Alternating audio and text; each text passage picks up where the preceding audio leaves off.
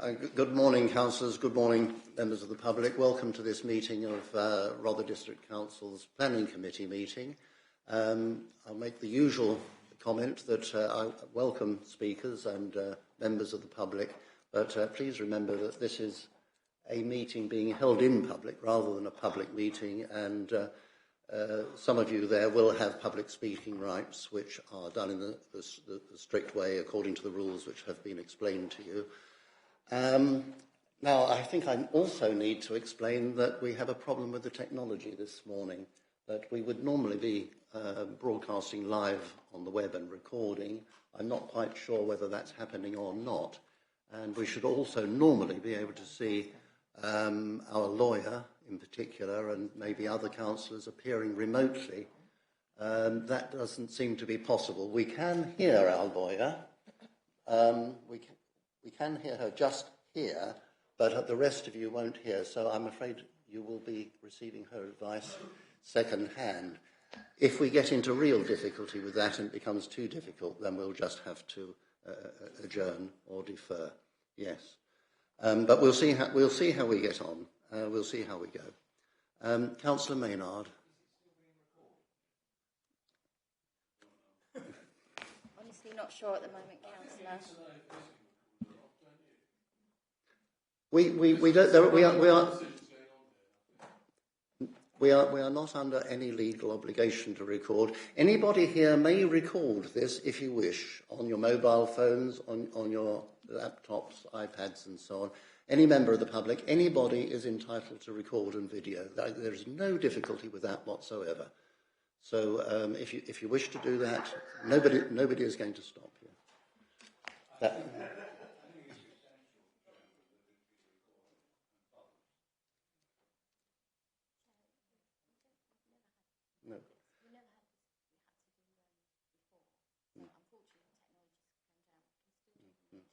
Yes, I'm being advised completely correctly that we are entitled to proceed and that we should proceed, and I intend to proceed. Thank you. The first item on the agenda are the minutes of the last meeting held on the 7th of September. May I sign those as a correct record? Proposed and seconded. Thank you.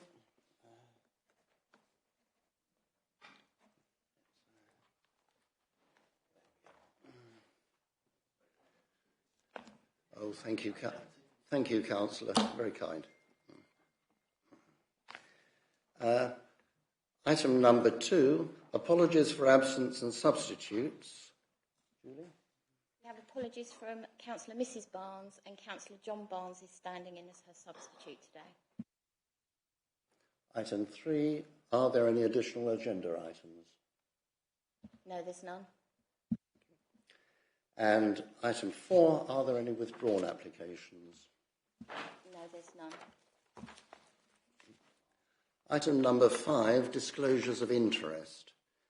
To receive any disclosure by members of personal and disclosable pecuniary interests in matters on the agenda, the nature of any interest and whether the member regards the personal interest as prejudicial under the terms of the Code of Conduct. Members are reminded of the need to repeat their declaration immediately prior to the commencement of the item in question. Are there any declarations? Councillor Maynard. I'm not sure if it's a declaration, but in case it is mentioned in terms of the Westfield Downs site, it was previously part-owned by Sussex County Council, so I'll declare an interest on that basis only. But I think it's a very remote declaration. Thank you. And Councillor Cooper. Just to advise you that I'm a member of Westfield Parish Council as well as the District Council. Councillor Stanger. Yeah, not sure if it's relevant, but I use Wyland's item 10 quite frequently, personally. Thank you. Thank you. I'm not going to call it a declaration of interest, but I'll just make a general observation that we have some in the area of outstanding natural beauty today, and by virtue of chairing this meeting, I am the Council's representation on the Joint Advisory Committee for the area of outstanding natural beauty, but I don't think that matters. So we proceed now to the first substantive item, item number 7, That is RR 2023 919P, Westfield Down, land at Main Road, Westfield. And we have Mr. Cork presenting the officer's report. Thank you. Morning Chair, morning members. This variation of condition application and the related application to modify the planning obligation were previously considered by the Planning Committee in July this year.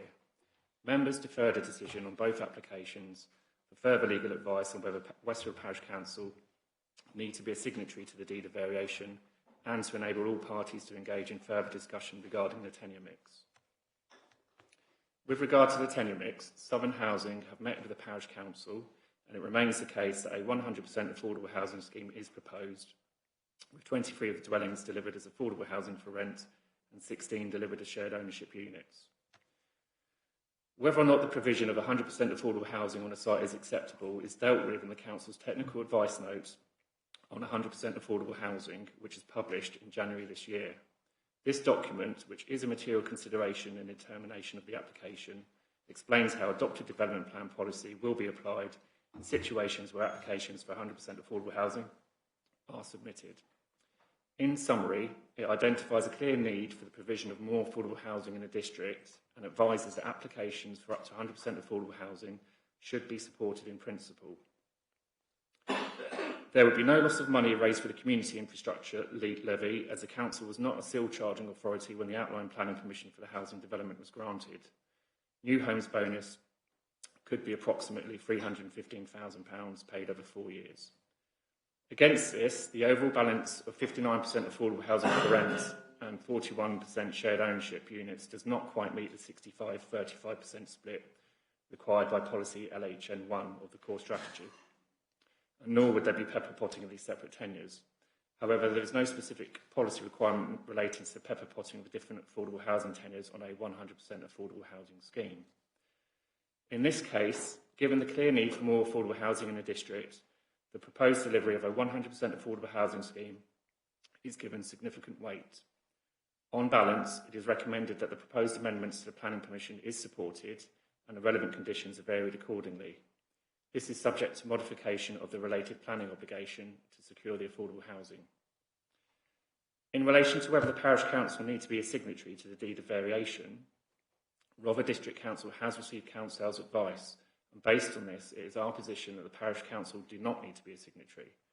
In summary, this is because the only obligation enforceable against the Parish Council, which is to accept a transfer of the recreational land to the north east of the housing site, would not be fundamentally altered by the deed of variation, and furthermore, no new obligation would be imposed on the Parish Council. Therefore, the recommendation is to approve modification of the planning obligation, subject to completion of the deed of variation. Thank you.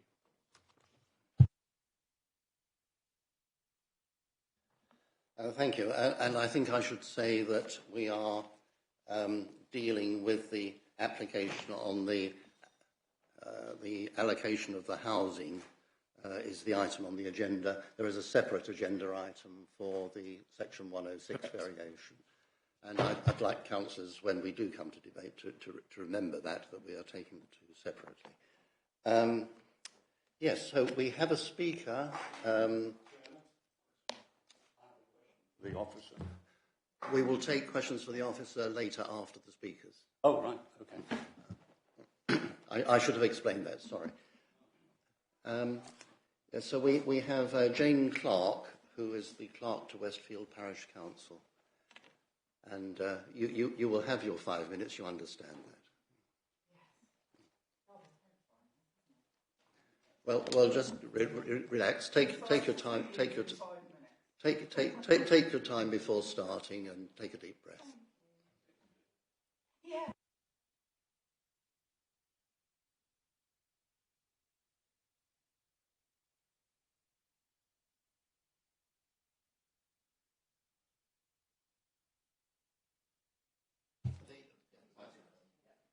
So first.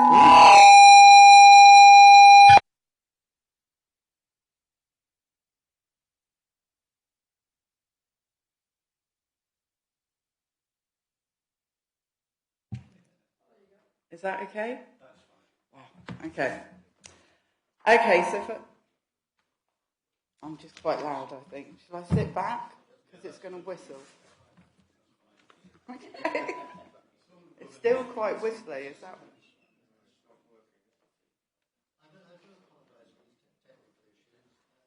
I'm quite loud. Sorry.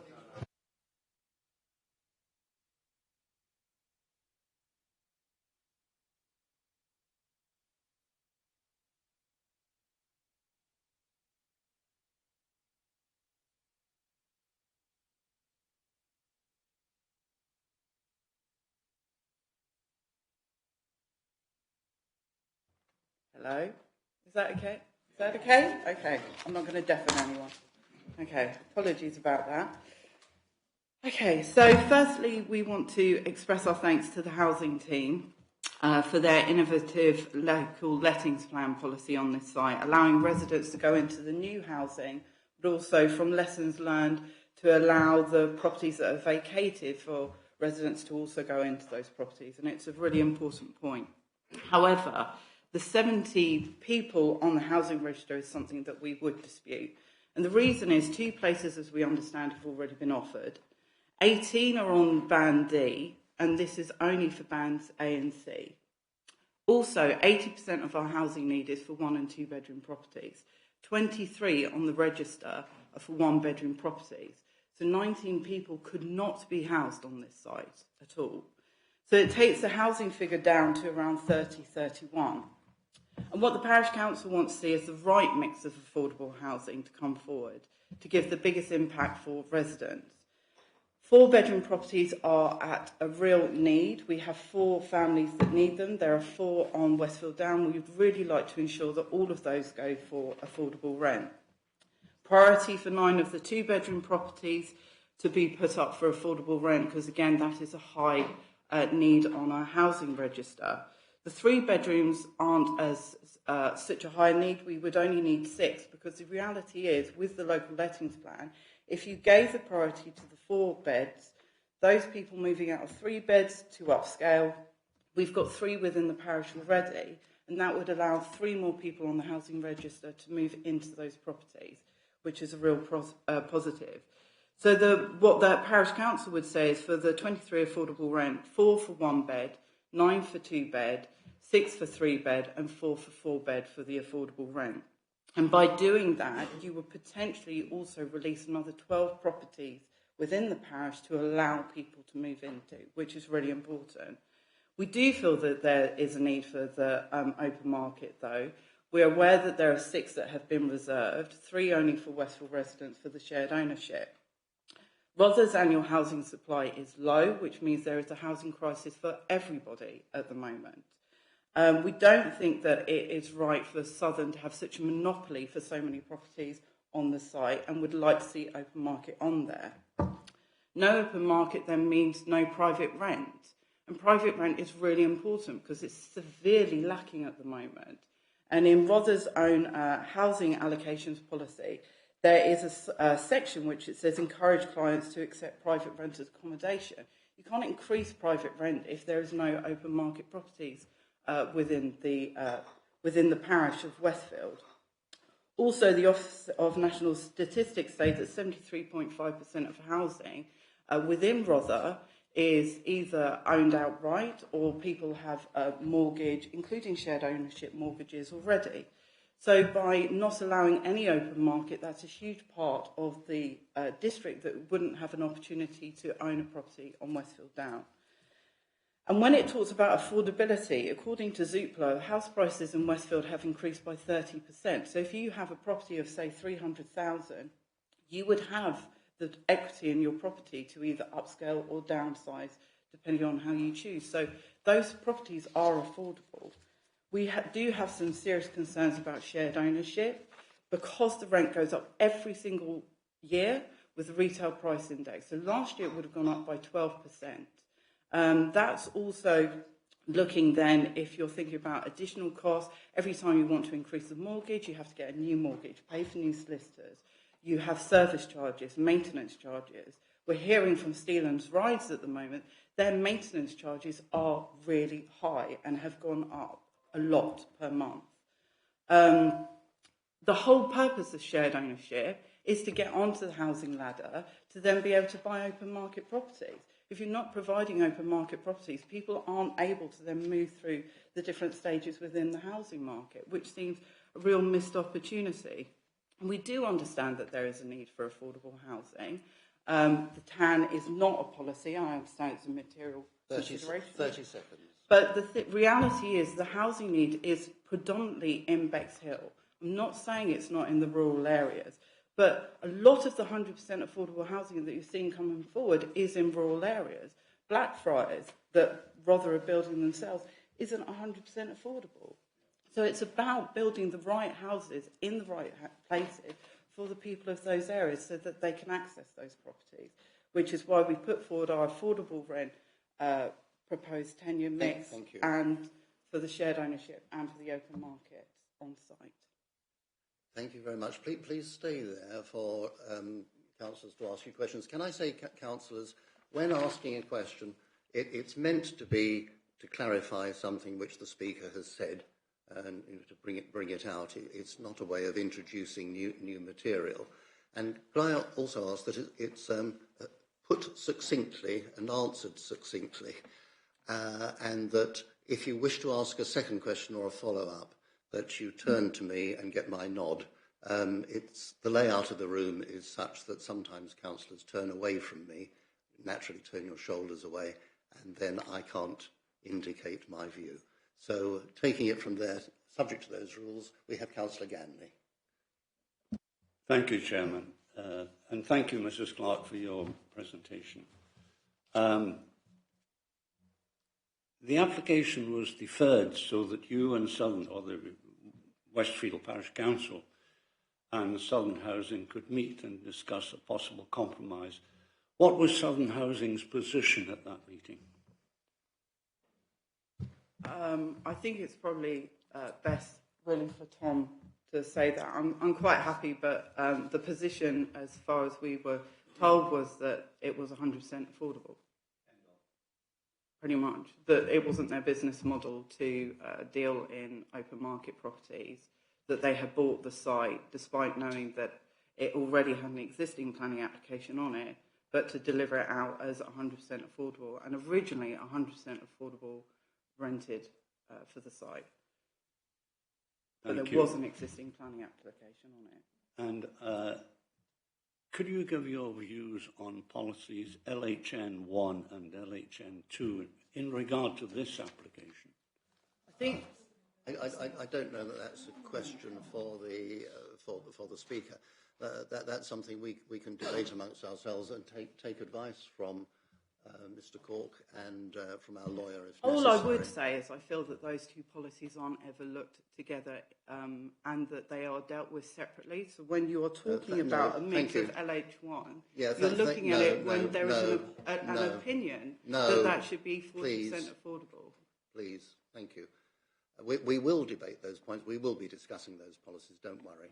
We will. Okay, last question. Very last question. Mr. Clark, what is your background? What did you do previously? I actually used to work, I was the Deputy Director at Stonewall, which is the largest gay charity in the country, but I also used to deliver regeneration and housing training for central government, for Northern Ireland, Belfast City Council, Taiwanese government. And the reason why I feel so passionately about this and why I'm a clerk is because I have seen time and time again, housing is important, but the right housing in the right areas for people.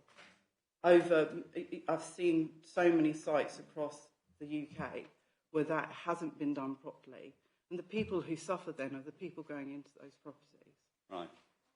Thank you. Thank you. I think Councillor Drayson, please. Thank you, Chair. It's a small point and then a question for the officer. I see in paragraph 9... We're not doing questions for the officer just yet. Oh, right. We'll do that when we've finished with the public speakers. Sorry. Yes. Councillor Barnes, did you indicate? Yes, I think this is probably in part a question to the clerk. It may also be in part a question to the officer later on. we have recently varied our housing allocations policy, largely because we don't think people in Band D are in the same sort of need, given the shortage of affordable housing. I listened with care to your first part of your statement. Could you just remind me what you said about the number of Band D people and the number of A to C people? I got the point also about types of housing, which may be relevant to the pepper pot debate. I think, so if I could just have the numbers. Councillor, I think this is probably one for the officers. This is a clerk who knows the housing needs of the village, Chairman. I want to know what the current housing list for the village is. Very well.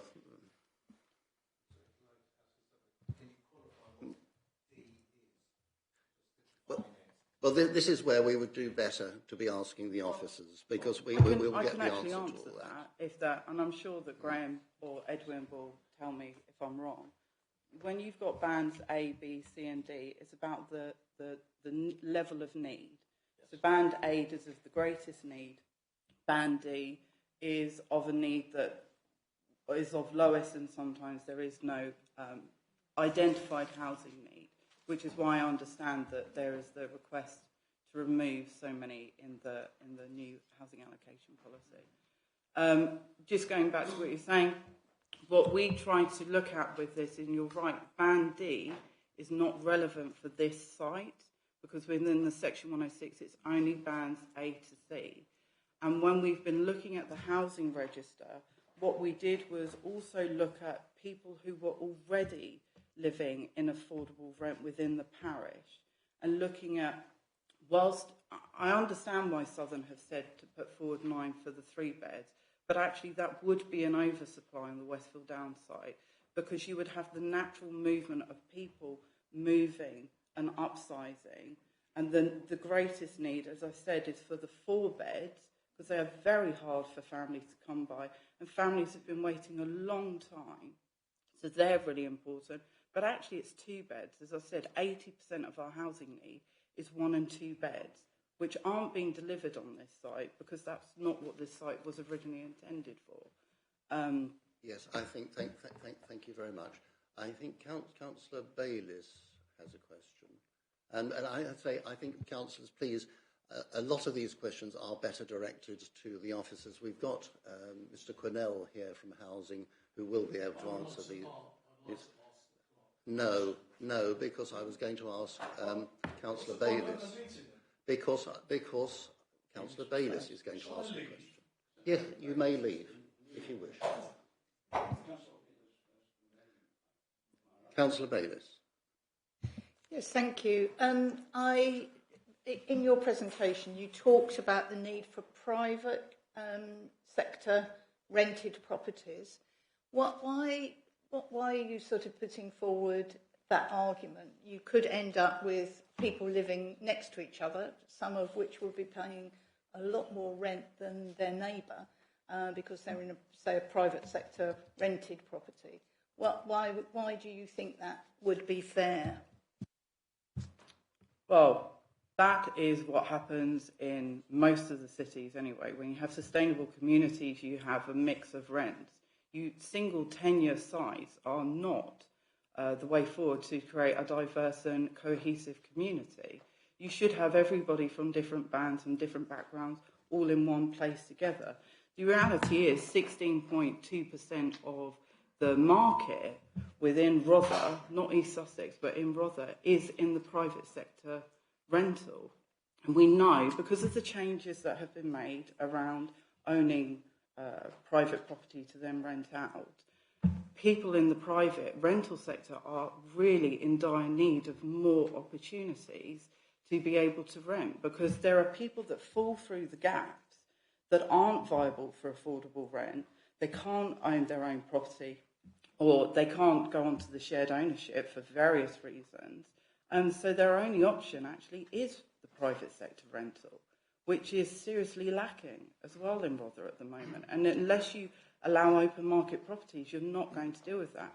And then you have a situation where people in private rental are the demand is going up, so their rent will then increase as well. And then their opportunity to save and get themselves out of the rental sector is severely diminished because they don't have that extra income. Thank you. I think that answers your question.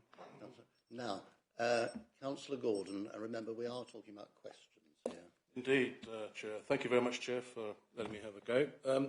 Mrs. Clark, you mentioned shared ownership costs. I'm rather interested in that. The problems and disadvantages of shared ownership. Could you sort of tell me more about that, please? I mean, again, I don't really think... think this is... We're talking about affordable housing, Chair. We're asking questions of a speaker who's made a presentation under our very generous speaking rules, very much more generous than other councils, many other councils. We have an officer here who is able to answer those questions. So no. Can I just ask, is there any legal reason why I can't answer that question? Because it is a serious concern of the parish council. She mentioned that in her chat. It was put in my letter. It was one of the concerns. You're asking about why we are looking for a different mix on the site. And one of the core reasons is we do not feel that shared ownership actually is as affordable to people. So I don't understand why the parish council can't reply on that. Do we live in a democracy or not?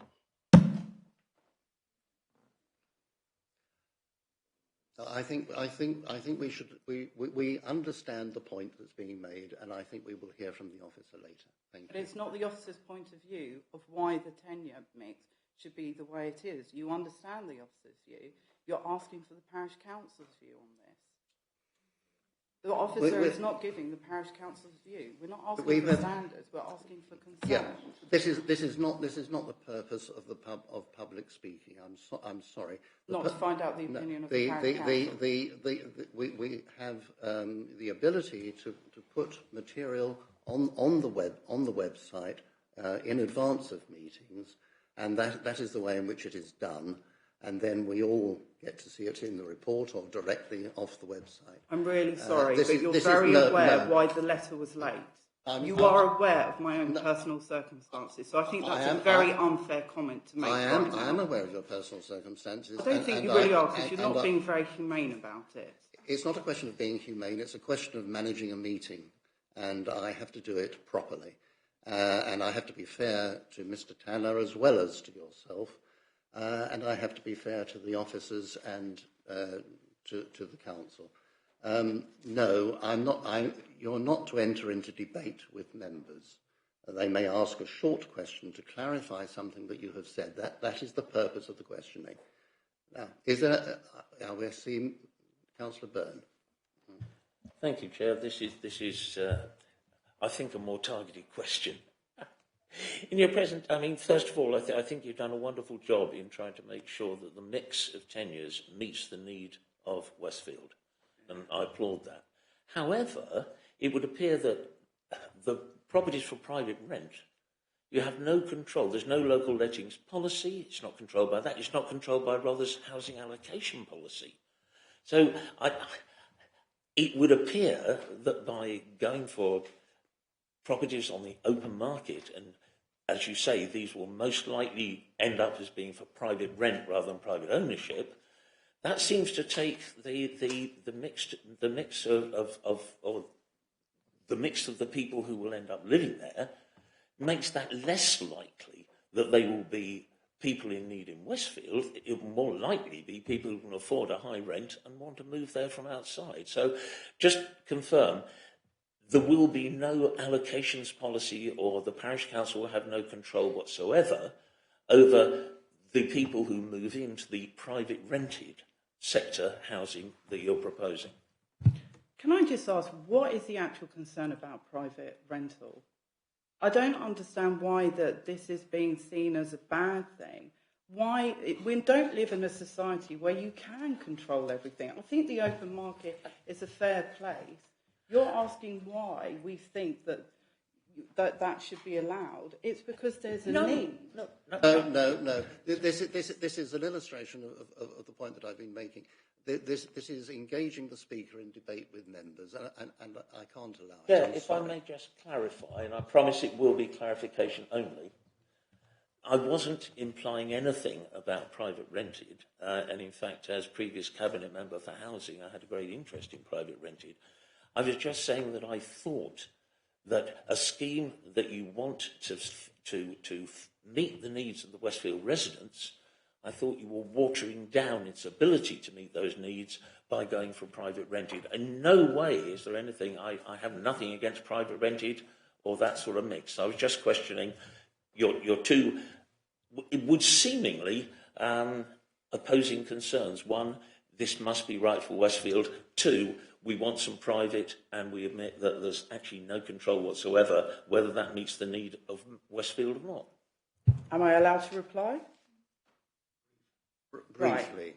So, as I said, the Office of National Statistics show very overwhelmingly that the actual makeup of the housing market are of people who already own their property or have a mortgage. So if you genuinely want to make this site available for people and residents in Westfield, you have to allow open market, because that's how they would buy the properties on site. There is no evidence at all that all those properties would go to private rent. None. Thank you. Now, I think we're probably drawing towards the end of questions, but one from Councillor Stanger. Thank you for your statement. Just as a parish council, is there a prepared compromise for the mixture? Obviously, rather than 100%, do you have a position? Or rather than the 60-40, was there another compromise, that's all? Yes, absolutely. We fully support Southern's position of 23 affordable rent. We would argue that the tenure of that would need to be, as I said, the 4 1-bed, 9 2-bed, 6 3-bed and the 4 4-bed. There is also the 6 shared ownership that have been reserved. Only 3 of those are for Westfield residents at the moment. Therefore, we would ask that there is a small amount, 9 or 10 properties, that are made available for the open market. So compared to the 60-40, we're actually saying less than, I think, 25% of open market and the rest be affordable. Yeah, thank you. Councillor Groner, this is going to be the last question, I think. You mentioned that the affordable rent is calculated on a retail price index and adjusted. How does that compare to the private market, whatever the movements have been in private rent over the last year or 2 years? In comparison, private rent has gone up on average 2.6%, according to the statistics I've seen on the government website, compared to 6% of shared ownership. Thank you. Well, thank you very much, and you've been very helpful, and thank you.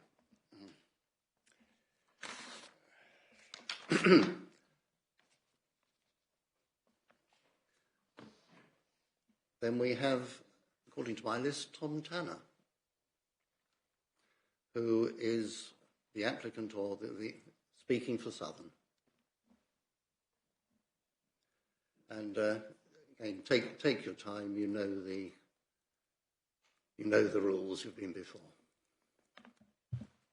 Thank you, Chair, and thank you, committee members, for giving me this opportunity to speak in support of this application. As you've heard from the case officer and Jane already, since July, the July Planning Committee, we have engaged with Westfield Parish Council regarding our proposals, and since then, we've reviewed the local evidence of housing need. I mean, you've heard the figures already this morning, but there are currently 1,875 households on the Rother Housing Register. There are 70, albeit bands A to D, of households in Westfield. And this demonstrates a significant need for both the district as a whole and for Westfield. Rother District Council's latest information regarding housing supply indicates that only 516 homes have been delivered for affordable rent since 2011. This equates to 52 dwellings per year. which is significantly below the requirement of 295 affordable rented homes required per year. In response, Rother officers have prepared the 100% affordable housing technical advice note to help address this shortfall. Now, given the significant need for affordable rented units, our original aim was to deliver the scheme as 100% affordable rent. This was supported by Rother officers. However, following discussions between Rother and Westfield Parish Council, we introduced a proportion of shared ownership units to bring the scheme more in line with the parish's expectations. Our current scheme provides 23 affordable rented units and 16 shared ownership units. For affordable rent, the scheme will deliver a mix of 1, 2, 3 and 4 bedroom homes. The affordable rented mix is therefore well placed to meet the needs of the Westfield residents with the greatest local need, and that is those within bands A and B. With regard to the shared ownership units, this tenure provides an affordable route for residents to buy a property who would otherwise be priced out of the open market. These properties have similarities to open market sale, but provide the opportunity to buy a home based on income more in keeping with the average for the area. Residents will therefore be able to buy initially a share of 75% of a shared ownership property, and they will then be able to staircase to 100% at a later stage. At that point, the property can be sold on the open market. In summary, there is significant need for affordable housing across Rother District and in Westfield. In response to this, Rother officers have introduced a technical note that supports the delivery of 100% affordable housing. Our proposal is directly in accordance with this guidance and will deliver 39 much needed affordable homes for local people. The affordable rented units will deliver homes for those residents in greatest housing need, whilst the shared ownership units will provide a route to home ownership at prices that are affordable for the local area. The proposal will therefore help address the affordable housing shortfall and complies with Rother's planning guidance. And thank you again for giving me the opportunity to address committee members. Well, thank you. That was well within the 5 minutes, but no doubt members will give you the opportunity to explain any of the points that you've already raised. Councillor Ganley. Thank you, Chairman. The application was... Thank you, Mr. Turner, for your presentation, I should say. This application was deferred so that you and Westfield Parish Council could discuss a possible compromise. And this, I remember, you enthusiastically agreed to, so we were quite encouraged by your attitude at that time. We've heard this morning that you came into that meeting virtually stating that it's 100% affordable, end of, and that Southern Housing didn't do affordable homes, which is patently incorrect because your website shows affordable homes. Councillor Ganley, is there a question in here somewhere? Yes. What was your position at that meeting, and what did you agree with Westfield Parish Council? Well, the purpose of the meeting was to have an open and frank discussion about both our positions. I think the parish would agree that that happened, and we wish that conversation happened a long time ago. Our position at the time was to set out why we were proposing 100% affordable housing. Now, that meeting took place at the beginning of August. We then reconsidered the position, we reconsidered the evidence, and we wrote to Westfield Parish Council on the 22nd of August, setting out our actual position, which was to maintain 100% affordable housing. We didn't go into the meeting saying that. We discussed it, and then we put it in writing to them later on the 22nd of August 2023. I see. Did you state that you didn't, that Southern Housing did not do market? No, we didn't. That question was asked to us by the Parish Council. We explained what we do. We do very, very few. At the moment, we have a number of units which have been sat there empty for 6 months or so because we can't sell them. All right. Yes, it is difficult to sell these days. Well, thank you very much. Thank Councillor Drayson first, then Councillor Barnes. Thank you, Chair. Thank you for your presentation. In the report, the officer refers to our policy DHG1 and pepper potting.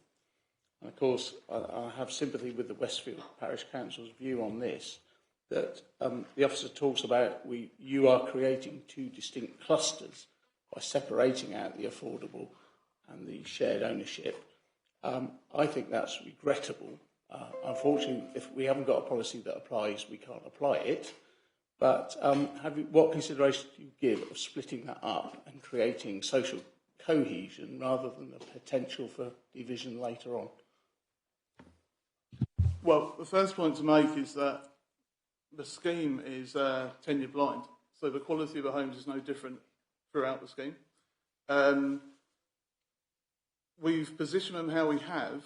You've essentially got the affordable rented properties within the south-western corner of the site, and the shared ownership properties in an L shape running along the edge, the northern side, and then down the eastern side of the scheme. The reason we've done that is because the affordable rented units are positioned around parking courts and shared space areas at the rear of those properties. Now, if the whole point to shared ownership is that it gives a route to home ownership. Once those people own that property, they own the freehold. So if you were having that within the shared access areas, that means that you're going to end up with patches of areas which are now under private ownership. So it makes it much more straightforward from a management maintenance point of view, and that's why we've organised it in the way that we have. Thank you. Thank you, Chair. And Councillor Barnes. Yes, I think I'm on the same point as Councillor Drayson. If you were really going to fine-tune to the needs of the A to C categories, and that's on an outdated allocations policy, we've just revised our allocations policy, but A to C will still find a place on new allocations. What you've done by not pepper potting is you forced yourself into saying you can't meet the exact needs of Westfield because you want to group these houses as two separate entities. Now, that seems to me a straitjacket of your own imposition. Why?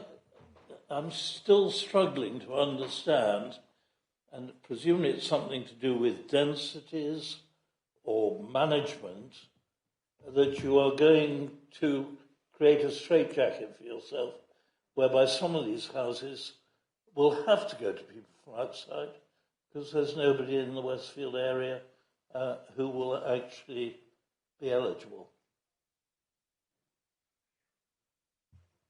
Sorry, Councillor, could you just rephrase it as a question, please? Sorry, I thought the question was clear, but why have you actually segregated the shared ownership from the rented when you look at the needs of Westfield in terms of A to C? Actually, pepper potting would enable you to meet all those needs, whereas not pepper potting, you will have to fail some of those people on the A to C categories in Westfield. Well, what we've done is we've tried to address the mix, and we've tried to aim it towards the band A and B residents. Now, taking the 4 beds, which came up earlier on, local need is for 2 4 beds. So we've given 2 affordable rented properties. We've then given all the 1 beds, because there's not many. Bearing in mind we're not changing the mix or the layout of the number of units. We've given all the 1 bed properties to affordable rent, again because it meets local need. So we have done that, and I'm sorry, I disagree with the point, and as I said earlier on, we've laid it out in that way for management reasons, because the whole point is that these shared ownership properties will be ultimately sold on the private market.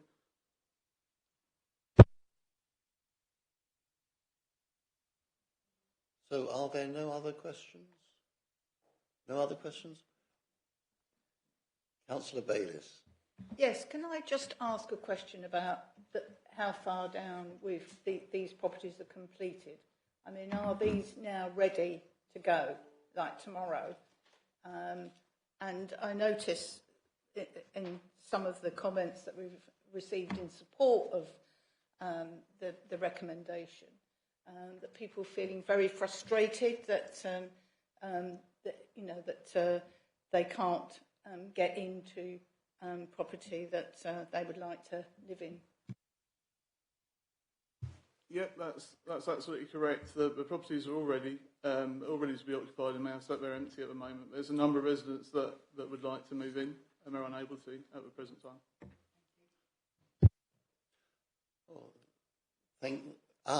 Councillor Maynard. For clarity, Chairman, not a point of order, but a point of clarity. In terms of the comment that's just been made, I thought that we'd agreed after the last planning meeting that those parts of the scheme that weren't subject to the debate over the mix, that you would be able to both sell in terms of shared ownership and indeed in terms of that affordable rental. So I think the hold-up is because the compromise hasn't been achieved, and let's be very clear about that. We're unable to put tenants in those units because relevant officers would prefer that we're waiting until we got to this meeting.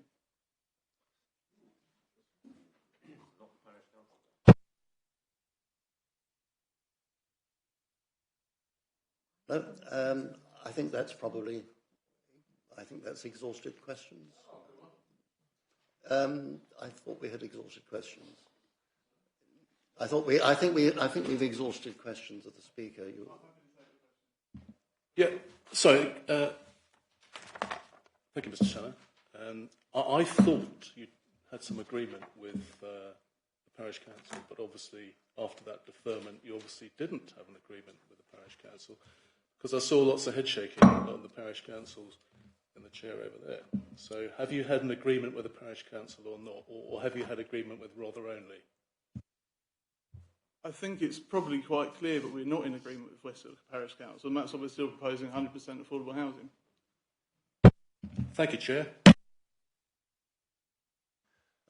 Thank you, Councillor, and not you in particular, Councillor Gordon, but could councillors be a bit careful in switching their microphones on and off, because the clunk is very distracting. I gather that Ben Hook wishes to speak remotely. I have no idea what he's going to say or whether it's a question. Can you hear him? He's mouthing silently at the moment. Hi, Ben. Can you hear me? Yes.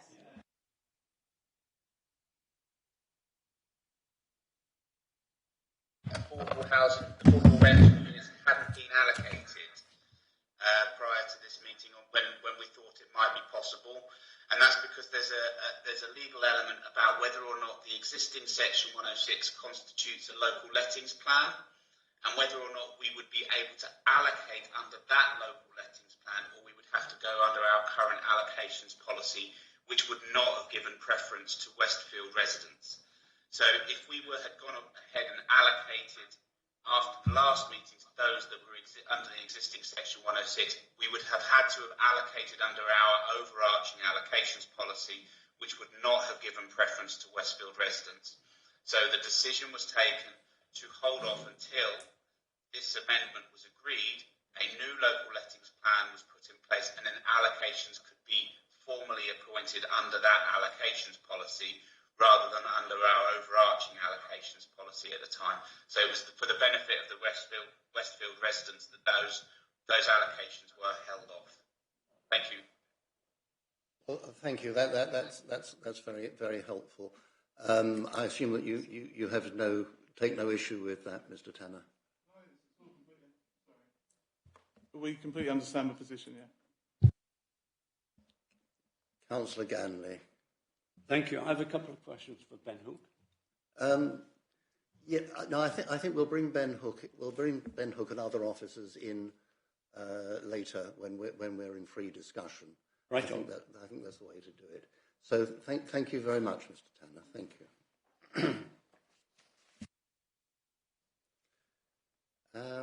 Now we have two ward members. Councillor Maynard, do you wish to speak? Thank you very much, Chairman, and I'm sure my co-counsel wishes to speak as well. And I said it last time, you know, this historically goes back a very long way in Westfield, a very long way. When the original site came forward, it was at the behest of the parish council. It wasn't at the behest of the strategic planning, the officer responsible for strategic planning at the time was David Marlowe.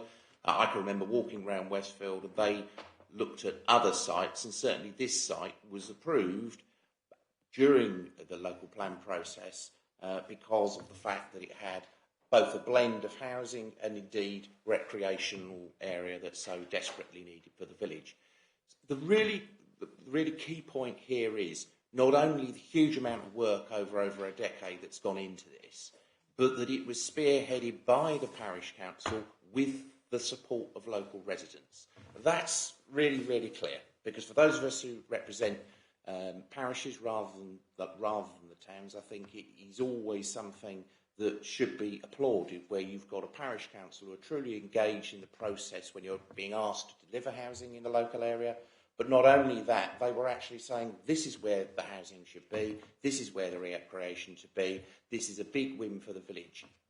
But I think it's really, really important to point out that at that time, as you all know, when the local plan was through that local plan process, there is extensive consultation. That's the key here, extensive consultation. When we talk about technical advice notes that haven't gone out to consultation, that haven't been subject to a planning inspector, they carry less weight than your adopted local plan. That can be in no doubt. Also, there's the very, very specific moral argument that existing Westfield Parish residents knew what they were getting when they supported the local plan, knew what they were getting when they engaged with their parish councillors, when they engaged with their district councillors at the time and later. So what has come forward now, and I don't want to go into the who said what and when and where in terms of some of the more questionable processes in terms of how we got to where we are today in the past couple of years. What I do want to say is that Westfield residents, the existing Westfield residents, were very surprised to see 100% affordable come forward on the site in terms of the housing element, when indeed, obviously, what is in the original 106 was widely publicised throughout the village and widely supported. The parish council were at pains to make sure residents understood what the 106 meant, what it meant in terms of the recreation, what it meant in terms of the housing, and what people were signing up for in terms of that housing mix. And I have to say, as a district councillor for this entire period, of one of the two district councillors for this entire period, that was sometimes a difficult sell, because it's a very exposed site and people were concerned not just about tenure but about its effect upon the OMB, about the type of recreation offered. But broadly speaking, people were in support. But the whole idea of pepper potting is what, in terms of a mix of development, in terms of affordable rented, shared ownership and open market, is something that we've broadly supported from all different political backgrounds in this chamber. To change that at the very last minute, which is essentially what has been done, has alarmed and annoyed Westfield residents. And I think there's a genuine case to say that what is on the table now has not been properly consulted upon, has not been broadly supported by existing Westfield residents. And I think that that's really important, because I think that Southern Housing should be wanting to take the local community with you. Rother District Council and Westfield Parish Council, indeed Rother District Council and any parish council, shouldn't be arguing with each other and consulting legal counsel. We should be working together. The fact of the matter is, this has cost the parishioners of Westfield tens of thousands of pounds in legal expenses. That, ladies and gentlemen, just shouldn't have happened. The other thing that I want to just 30 seconds. Just dispel, if I may, Chairman, you've stopped me so I can carry on.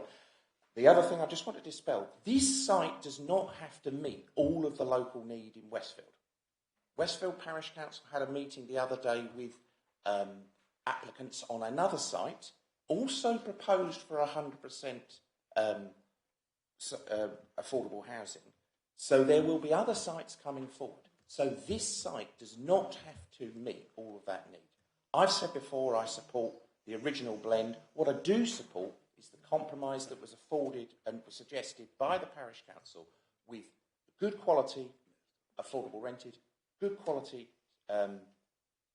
shared ownership, and most importantly, a small proportion, significantly down on the original number, of open market housing. And I do take issue, very quickly, Chairman, if I may, I do take issue with Councillor Byrne when he says you can't, it's going to be private rented, because I have to say, with the lack of open market housing, it's highly likely those open market housing would be owned and occupied by the people that buy them. Thank you, Chairman. Thank you very much, Councillor. Councillor Cooper. Can I just declare again that I'm also Westfield Parish Councillor? Thank you for that. Thank you. Mine will be very short and to the point, and it's... Yeah, can you hear me? Mine will be very short and to the point. I think for me, really, echoing on from what Councillor Maynard said about regarding the consultation that's been done previously, there's been a huge amount of work done, and it feels like it's just been dismissed. The consultation with the residents feels like it's just been dismissed. I fully supported the compromise put forward by the parish council, and it feels like there was no give with Southern at all, and Jane's done an immense amount of work to identify the need and broken it down for us in great detail, thank you, and come up with an alternative compromise with a very small number on the open market, and again, it feels like it's just been dismissed. Thank you. Thank you very much. Well, that then brings us on to our discussion amongst councillors, in which we will incorporate questions of officers as they arise. And we do still have our lawyer with us, and I know that Ben Hook is there somewhere. Can I say, before we start, though, that we are not, in this discussion, holding an inquiry into whether things could have been done better, who said what to whom, what meeting there was where. That's not what we're discussing. The thing that we are discussing is whether this particular scheme, as being put forward to us today, is compliant with our policies and fit for approval. We are not in any position to put forward alternative schemes of our own which we think are better. We might well be able to think of a scheme which is better that we would prefer, but that is not the question for us. The question is whether this scheme, as put forward, is compliant with our policies and is acceptable in planning terms. So I would ask councillors not to digress from those particular points. Councillor Bayliss. Yes, I've got a question. So if we were to reject the officer's recommendation today, what would happen? I mean, I've asked the question about, are the properties ready to rent tomorrow? So what would actually happen if we were to reject the motion? Mr. Cork or Mr. Quinnell? Mr. Quinnell, I think. Oh, well, yeah.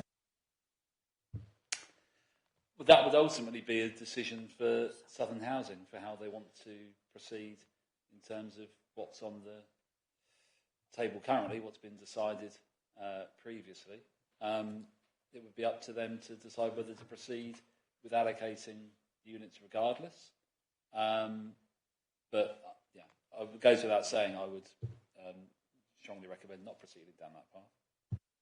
Mr. Cork. Yeah, just in planning terms, they would obviously have the option to appeal if the decision was refused, and the knock-on consequences of that as well. So,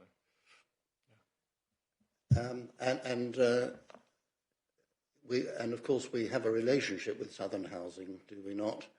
And this might have implications elsewhere, I would imagine. Is that right?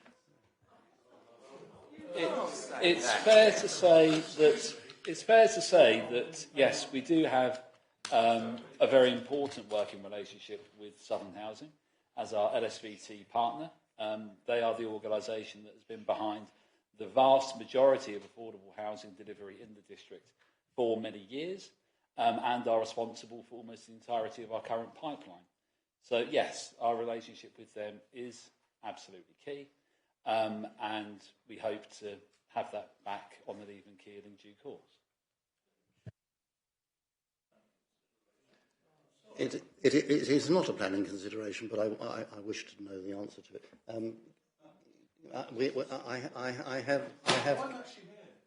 I have Camille wishing to speak.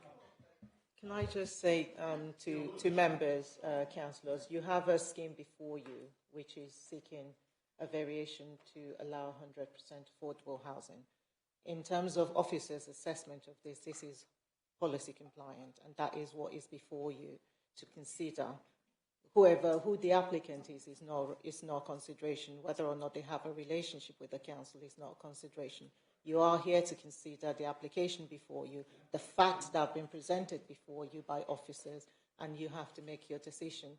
Can I just say again, I mean, if you do decide to go against officers' recommendation, that will be at a cost to the council, because I cannot see this being overturned or not allowed on appeal.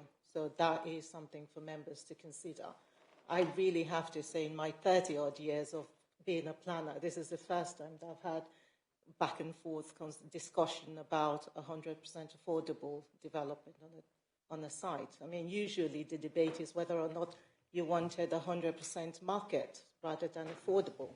Thank you, Chairman. And I would concede that my question was not a good one to Mr. Quinnell. I was satisfying my own personal curiosity, and it's not a material planning consideration, and I shouldn't have asked it. So I do concede that. Councillor Ganley. Thank you, Chairman. Before asking a question of the lawyer, I would just like to point out, say to Kemi, you learn something every day. In the meantime, I have a question for the lawyer, who advised Rother District Council that there was no need for Westfield Parish Council to agree to the change. How can that be if the other party does not agree? If I enter into an agreement with someone, I expect that agreement to be honoured. I don't expect them a month later to come along and say, no, well, I've changed my mind. I'm not going to do that. I'll do a different thing. Councillor Ganley, I explained at the beginning we have two applications here. The one that we're dealing with is the one about the policy, the mix, and we will come on to the legal issues about the 106 subsequently, if appropriate. Yeah. Councillor Stenger. Yeah, thank you. Thank you, Kemi, for your clarification as well, because it tied a lot up. I was saying, is there a local precedent in other local authorities that goes to, I know that Wilden and stuff, is a proactive step? Are they taking these steps to move to 100% affordable generally? Is it an outside the Rother thing? Does it happen often, or is that not a question? I would say it's usually the opposite. Yeah, I know. Just generally, I know of Wilden, there's a few of Ninfield and etc., where they have got 100% HA affordable. So yeah, obviously. I mean, in terms of my experience, we always push for 100% affordable, and we hardly ever get it. Viability. And with viability and other circumstances that the developers put to us to actually accept more market housing rather than affordable. So this is an anomaly for me. I've never been in a situation where we're arguing acceptability of 100% affordable. How many non-affordable housing we needed to build? Was it 200 and something per year? We need to build affordable housing to keep up with certain targets. I think, according to the current figures going now, we need over 1 million new homes, and most of those should be affordable. Yeah. Thanks. Presumably not in Rother, Councillor Ganley. Presumably not. Councillor Barnes. Yes, I do find this one very difficult because normally, as Kemi is saying, the boot is on the other foot. In my village, even though the big public benefit was getting new village halls and a school, we actually still managed to get some affordable housing on a private development. And that's what is desirable, is mixed development for a village, because a village has various needs. This is not a town. You're talking about a rural settlement, albeit one that is close to Hastings. And you really want to reflect what is already there in the community, which is a mix of tenures. And that's why our policy, both in 2014, and I would remind you, it went through a full consultation process and a public inquiry and an inspector deciding. We looked again in 2019 when we did the DASA, and we updated all the policies. And at that point, if you look at our policies, we were trying to secure a minimum of affordable. I never thought, and I agree with Kemi on this, I never thought we'd be in a position talking about a minimum of market. But it does seem to me this is the third such application we've now had. One in Ticehurst at Banky Field, one at Foundry Close in Hurst Green, and now this one, where we are moving away from any market housing to 100% affordable. And I'm not sure that is actually in policy at the moment. I know it's in a technical advice note, but a technical advice note has not gone through consultation with the public, it has not gone through the public inquiry process, and it has not been approved by an inspector. It is a technical advice note. It's no doubt desirable to increase the number of affordable housing. I have absolutely no problem with that. It's the concept of 100%. And what we're getting here, and I think we should vote in two bits on this when we finally get to it, because we are not only departing from our normal policy of mixed tenure, but we are actually departing also from pepper potting, which has been the policy of this authority for years.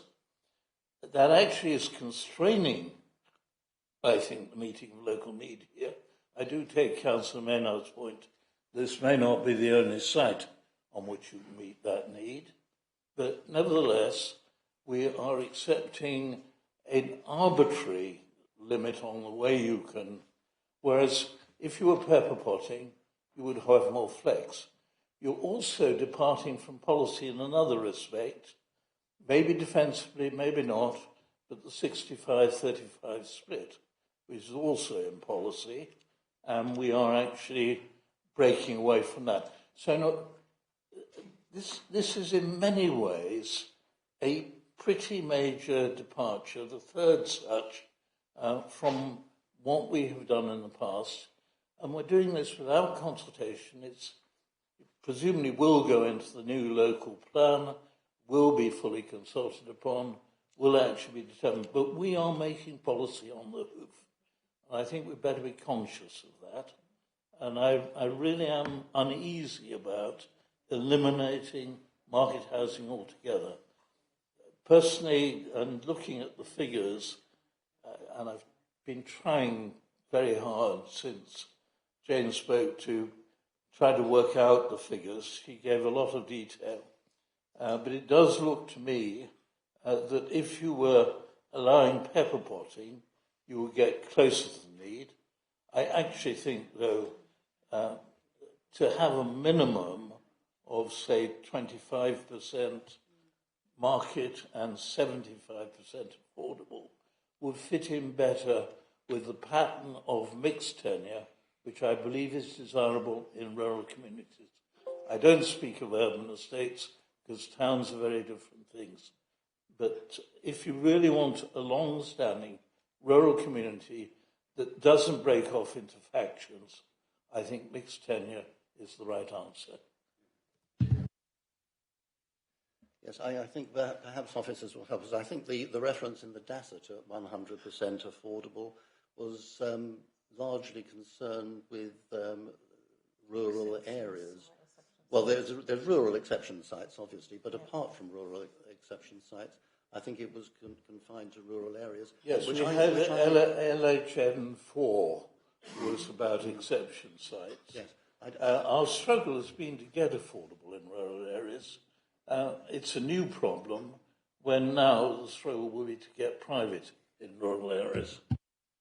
Other than rural exception sites, my interpretation, I know that officers will come in and tell me I'm wrong, but my reading was that 100% affordable was specifically for rural areas, which it didn't say for rural workers or anything of that sort, and it didn't say for small developments.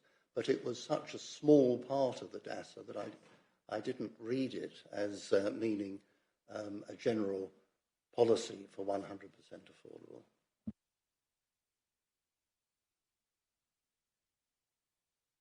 affordable. So this isn't a rural exception site. It was never put forward as a rural exception site. It's an allocated housing site in Adassa, and it was previously allocated for housing in 2006 in the 2006 local plan. And for 60% market, 40% affordable housing. There is another policy which relates to sites for wholly or substantially affordable housing, and that's policy LHN4 of the core strategy. And that's specifically where it's provided in order to meet identified local need for affordable housing. Specific sites may be allocated within the rural areas for wholly or substantially affordable housing, either within or adjacent to settlement boundaries.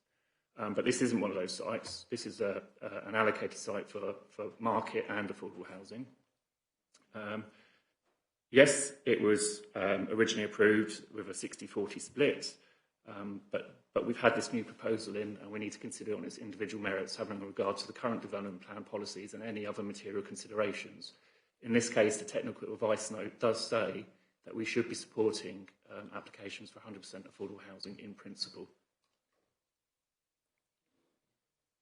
And I know before, it is a material consideration in the determination of this application, so we should be paying due regard to it. I know that that members will ask, what is the status of the technical advice note? Is it policy, or is it simply saying that it's reflecting existing policy? It's an advice note. It's not adopted policy. It's an advice note, but it is a material consideration. That's the key point to make. So it is relevant to the decision-making process. And it does recite Rother's housing needs and shortages, I think. Yes, it does set out the position regarding the deficit in affordable housing. I think I've got the figures here. We need to provide 295 affordable housings to rent across Rother per year. And in relation to shared ownership, we need to be delivering 203 affordable home ownership dwellings per annum. At the moment, the average is way down on that. So in 2021-22, we only delivered 50 affordable housing for rent across Rother. The same year for shared ownership, it was only 62 dwellings. So we're well down on the affordable housing provision for the district. And that's the background to the note, yes. Correct. Sorry, can I ask a question of the officer? Councillor Drayson had his hand up first, then you, Councillor Barnes. Thank you, Chair. I'm really fed up with developers coming here all the time asking to be let off affordable homes. Yeah. And here we have this unusual position where we're actually concerned about 100% affordable homes. But I tend to support what Councillor Barnes said. And if we are being told that this application is fully policy compliant, it could have been passed without coming to this committee. But it's come to this committee by the Director of Place and Climate Change for us to discuss, or because of the implications for the housing mix and tenure mix. So it is for us to decide, and I do accept that we have to concern ourselves with the appeals and the possibility of losing, but that shouldn't stop us all the time from actually making what we think is the correct decision on the facts before us today. And we're being asked to, because of the implications further for the housing mix and the tenure mix. And I take the point that the technical advice note is advice, it's not policy. Thank you. then Councillor Barnes, and then I'll move to the other side. Yes, if we're going to talk about targets and our inability to meet targets, there are three, and we're failing to meet all three. I would think, simply for the record, what is our target for market housing, and how far short are we falling of that in this area? Well, is there an answer? Well, yes. Well, the short answer is that we only have a 2.79 years housing supply when we should have 5. So, yes. Councillor Gordon, I think you wanted to speak. Thank you, Chairman. So the housing supply need for Rother, as I understand it, number 1's Bexhill, number 2 Rye, number 3 Battle. Would that be correct? Westfield is a rural parish, and I'm not sure it's a particularly good place to put 100% affordable housing, particularly. It's an allocated housing site, so it was found to be a sustainable site for development, housing development to be placed upon. So I would argue that it is an appropriate site for affordable housing. Well, I would argue it's a rural site with bad bus communications, etc., and it's not a place I'd put vulnerable people in. Thank you.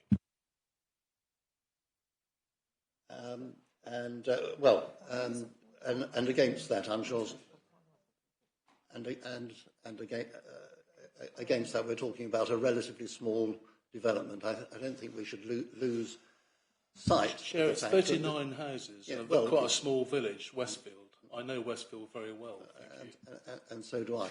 But I am just reminding councillors that we're talking about 39 houses. We're not talking about an enormous number, and there is a mix within that. Councillor Stanger. Yeah, thank you, Chair. Is there, obviously, I should have asked the Southern Housing representative, but is there any room for compromising 5, 10% or anything to try and meet people somewhere, or was just an open-ended? Well, that's all, we've already deferred for the. Yeah, for that's those, fine. For those I just thought I'd clarify.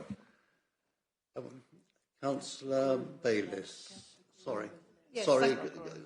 Councillor Groner was next. And then Councillor Bailey. So it was sort of stated that this application is policy compliant.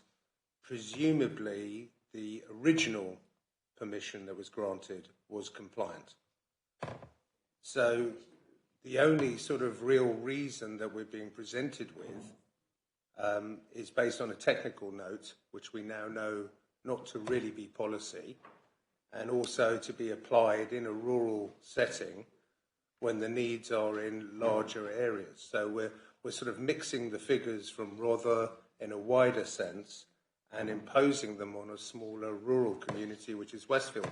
And I haven't heard any contradiction to the numbers put forward by Westfield Parish Council, which seem to be incredibly accurate and seem to understand the needs.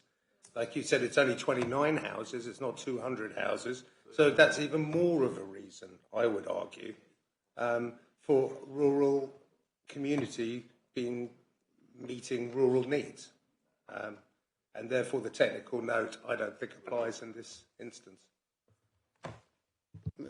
Mr. Cork. I think Graham will comment in a moment on the sort of housing need, but I would just say that there is a need for affordable housing across the district, in rural areas and in towns as well. So, we should be viewing it positively.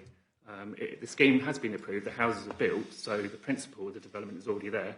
We are just talking about whether we should be supporting 100% affordable housing. And the technical advice note says that we should.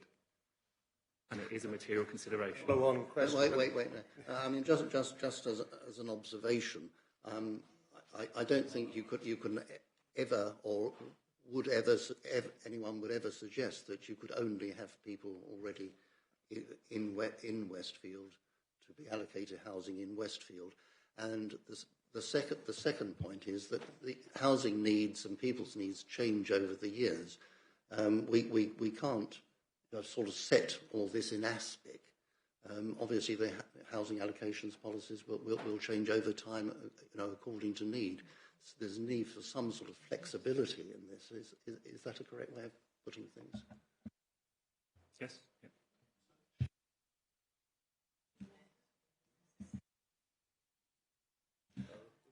Chair, can I just ask one more question? Is it contrary to the local development plan LH1, LH2, LHN2 for Westfield? Contrary to, say again? It was agreed in 2019, by the way. LHN2 is affordable housing in the core strategy, but that's been superseded by DHG1 in ADASA. And that's where we talk about 40% affordable housing in rural areas.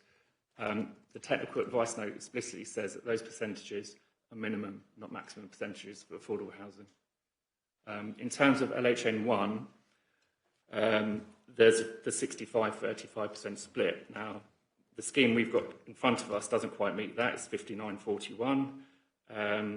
But if we look at the approved scheme, the current approved scheme with the 40% market housing, there was only a 53-47% split in the tenure mix there. So we're actually moving in the right direction with this scheme in terms of providing more affordable for rent and less shared ownership. So, and then of course there's the benefit overall of providing more affordable housing, which we need in the district. So. Which I accept you need more affordable housing in the district, but I'm talking about Westfield here, not Bexhill, Battle and Rye.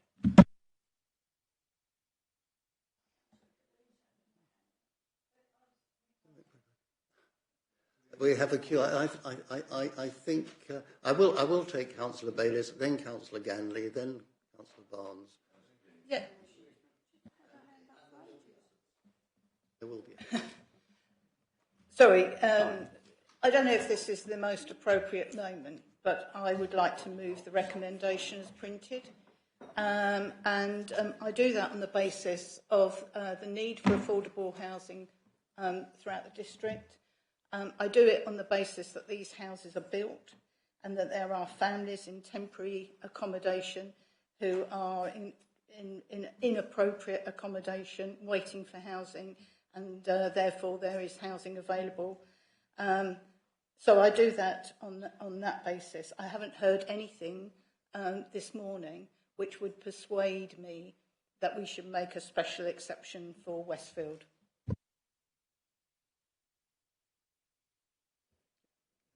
I won't go straight to a vote, but is there a seconder for that? Councillor Killeen seconds that. Question. She wants to ask a question. No, I was going to make a comment alongside that my question was going to be a comment to support, because in a rural parish we do need affordable housing. I think there's a sort of a peculiar idea that it's only needed in towns. We have a lot of rural poverty, and we do need a whole mix, and mixed tenure across a village site, as well as in one area. So if they're all in one, I think it's absolutely right that we support it. No, that's not the point, is it? Wait a minute. Is that? Are you seconding? I'm seconding. You are seconding, and then I was clarify.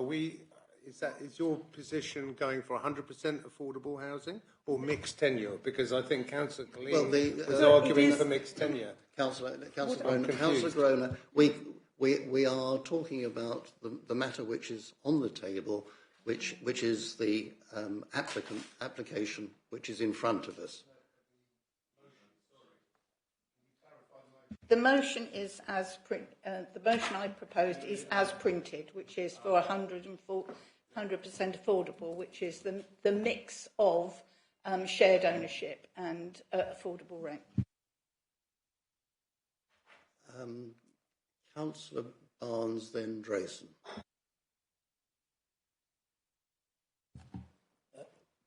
Without prejudice to which way I'm going to vote, I want to move an amendment to that, which is subject to pepper potting.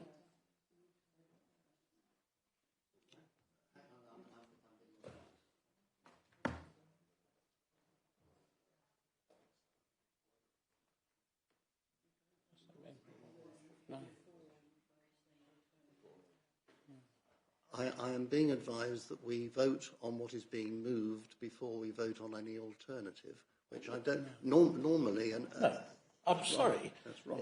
I have moved an amendment. If he gets a seconder, it should actually be debated. You cannot refuse an amendment. Explain what your amendment is. Yes, my amendment is to say, if this goes through for 100% affordable, that they should conform to our policy on pepper potting, which will actually give more flexibility in meeting the needs of Westfield. I don't see a mechanism for doing that. That is not the application.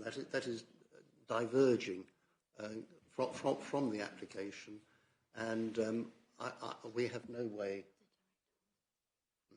We have no way of saying how this pepper potting should take place, or whether it's practical or anything.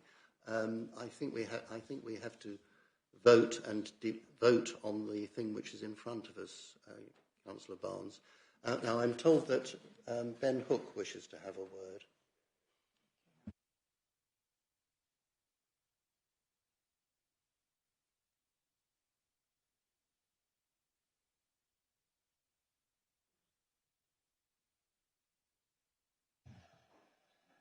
Okay. Speak. You don't want it? Oh. No. Yeah. No, he couldn't. He indicated he no longer wished to speak. I think we are moving towards the point at which we're going to take a vote.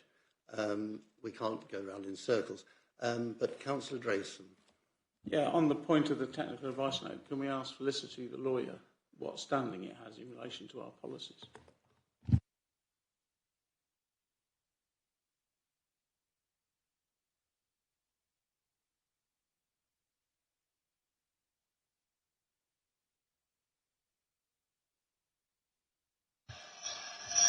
I don't think she would have heard.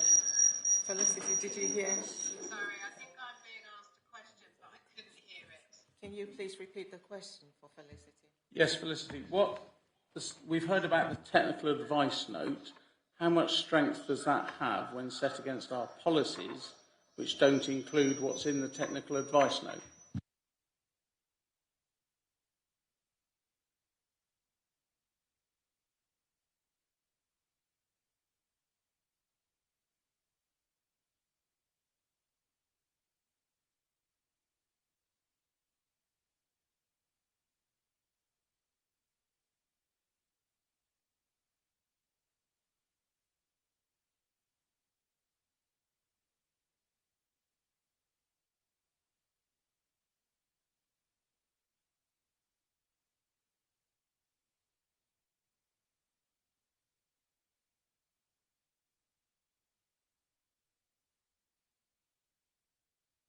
It is guidance that is essentially a material consideration.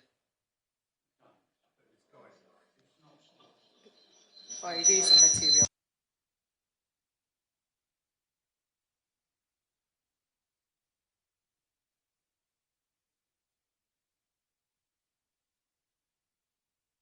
So it's guidance, but it is a material consideration. And if you choose to ignore it, then that is a point that would go against us in any decision making. Yes. Just a technical point there. Councillor Drayson, as you raised this, I'll let you speak. Thank you. It's just, we're not talking about ignoring. As with all material considerations, it's part of the balance. It's not ignoring the technical advice note. It's us to balance that against the policies and what we're being asked to do. And Councillor Ganley, and then we'll move to a vote. Thank you, Chairman. Before asking my question, I'd like to have a recorded vote in each case. I'll second that. Can I go and ask my question? Unusual, but it's allowed. I know it's allowed. We need another two people. So we have Councillor Groner, and we need another. This is for a recorded vote. For a recorded vote, yeah. Yeah, we have four. We have four. Okay, my question is, well, it was for Ben Hook, but whoever wants to address it. What is the need for affordable houses in rural, rather? How many are required as compared to, say, in Bexhill? I don't have that exact number off the top of my head, but as a rule of thumb, around half the housing register is in Bexhill. So you would say around 1,000 households for the rest of Rother and around 1,000 households for Bexhill. Roughly how it tends to break down. And none for Rye or So that would include Rye and Battle. For those towns, I'm not going to give you a figure here because I won't give you an accurate one. But there is a significant housing need in every town, village and parish across the district. Yeah, there's a need, of course. What I was trying to establish was what percentage, basically, is rural rather, in terms of need, roughly. Doesn't have to be accurate. But as I say, outside of Bexhill, it is roughly 50%. Do we want more? And maybe I can. Approximately 50% of the population lives outside Bexhill. Well, yeah, exactly. So it's a reasonable conclusion to arrive at. And now, please, no, I'm sorry. If you keep talking, I'll have to ask you to leave. I'm sorry. At least we It seems to me, Chairman, that Mrs. Clark has more accurate information than officers. Anyway, I'm just going to just say a word myself before we move to a vote, which is to repeat what I said at the beginning, that we are deciding this particular application on its merits as it stands. We can't put forward alternatives or think that we can do better. We are deciding whether this is compliant with our policies or not, and whether it passes muster on those material considerations. Yes, social mix is important, and mixed, balanced communities are important, and I think that's a very important material planning consideration. We have to look at Westfield as a whole, not just this development in itself. I do know Westfield slightly. We have to look at it. We have to bear in mind that it's a relatively small-scale development. We have to bear in mind that the shared ownership housing is almost tantamount to market housing in that it will eventually pass into the general pot of market housing. We talk about pepper potting, but on a small estate that might be difficult. There are good administrative reasons for not. And Mr. Tanner has explained that the houses already built are indistinguishable, whether they're the shared ownership or the social rented. Against that background, can we really say that this is making something which is socially divisive or which isn't suitable in this location? I don't think we can ever say that a development can only cater for the people in the precise village. We all move around. You listen to the accents around this table. People come and go, and the circumstances will change. But we have to do our best on what we have. And against that background, I say that we should move to a vote. And we take this as a recorded vote, and Julie will guide us.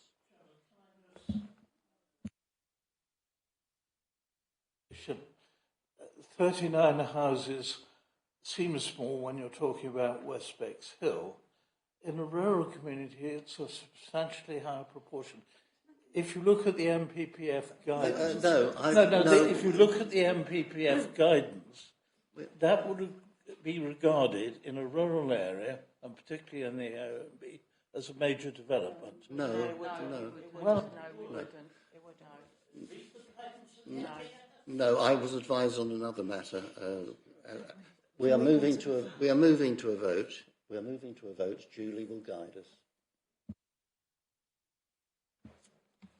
Okay, members, just to clarify then, it's been proposed and seconded with regards to the recommendation that's published in the report.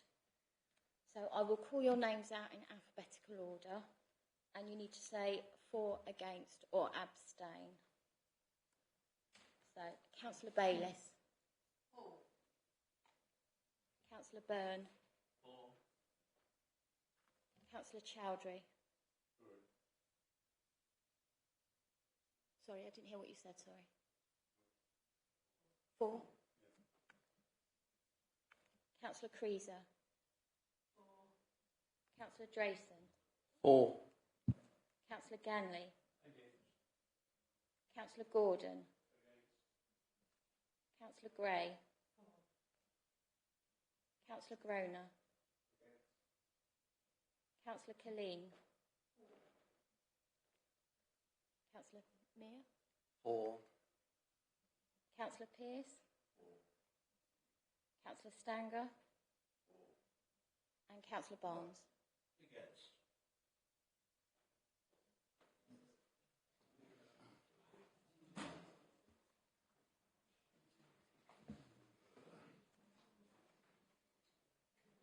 So just to clarify, that's 10 votes for and 4 votes against, so that's carried.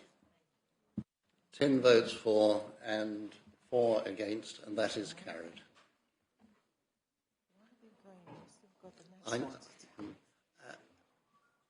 I note that councillors are leaving the chamber.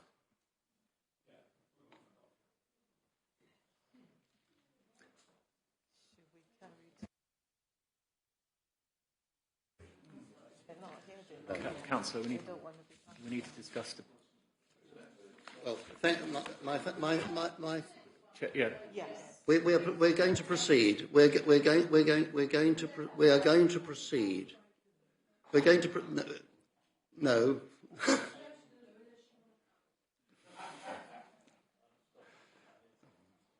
Ed, start. Carry on. Yes. Well, Chair, I'm just waiting for everybody to settle down.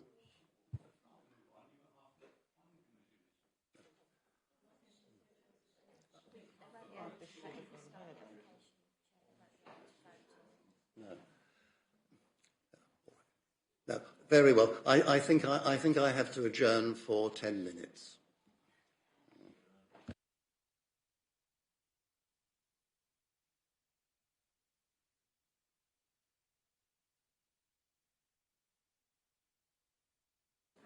We're about to restart. We are recording. Assuming the system is working, we are recording. Treat it as a live mic. Right. Agenda item number 8. This is RR 2022-2935P. Again, it is Westfield Down, land at the main road. And again, we have Mr. Cork. Hello. This is just the follow-on from the Section 73 application that all members just discussed, made a decision on. It's to vary or modify the associated planning obligation to secure the 100% affordable housing mix. It was deferred from the July meeting because members were sought further or asked for further legal advice to clarify whether the parish council needed to be a signatory to the deed of variation. And Rotherham District Council has received council's advice, and based on this, it is our position that the parish council don't need to be a signatory. In summary, this is because the only obligation enforceable against the parish council, which is to accept a transfer of the recreation land to the north east of the housing site, that wouldn't fundamentally be altered by the deed of variation, and there would be no new obligation imposed on the parish council. So the recommendation is to approve modification of the planning obligation. And so we have council's advice. I think it would be, to express a view, extraordinary to go against it. But we have Councillor Barnes who wishes to speak. Yes, I'm not going to go against this because I think this is a natural consequence of the decision we've just taken. I do, however, find it curious, and I'm not as fond of lawyers as perhaps you are, Chairman. I think when you're substituting one agreement for another, it seems very odd, actually, that the original signatories are allowed no part in that new agreement. But that's an obiter dicta, and I don't propose to carry that to a vote. What I would ask is for an assurance. There is a degree of vagueness now that we've actually removed that Section 106, or will have removed it, about the policy we're going to apply. With great respect, it says we're going to agree a policy for who gets these houses. I trust that will actually give some privilege, I think our policy does, to people from Westfield in categories A, B and C. With that assurance, I'm happy to go along with this. I think Ben Hook had answered it, but Mr. Cork. Yes, it's very much the intention that we'd enter into a local lettings plan that gives priority to those with a local connection to Westfield in priority bands A, B and C for the initial lets of the affordable housing properties, affordable rented properties on this site. Councillor Bayliss. Yes, thank you. With regard to what Councillor Barnes has just said and Mr. Quinnell's assurances, I would like to move the recommendation and move to a vote. Do we have a seconder? Councillor Drayson seconds. If no other councillor wishes to speak, then those who are in favour of the recommendation, please raise your hands.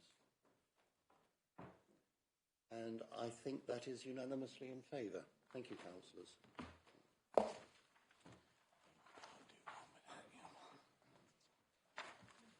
We come on to agenda item number 9, RR 2021-2947P. This is the former putting green site at Old Lid Road, Canberra. Now, I think we are proposing that this be deferred.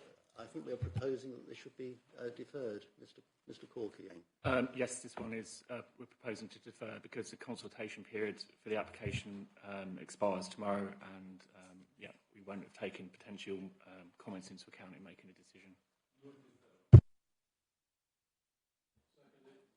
We have a proposer and a seconder. Those in favour of deferral?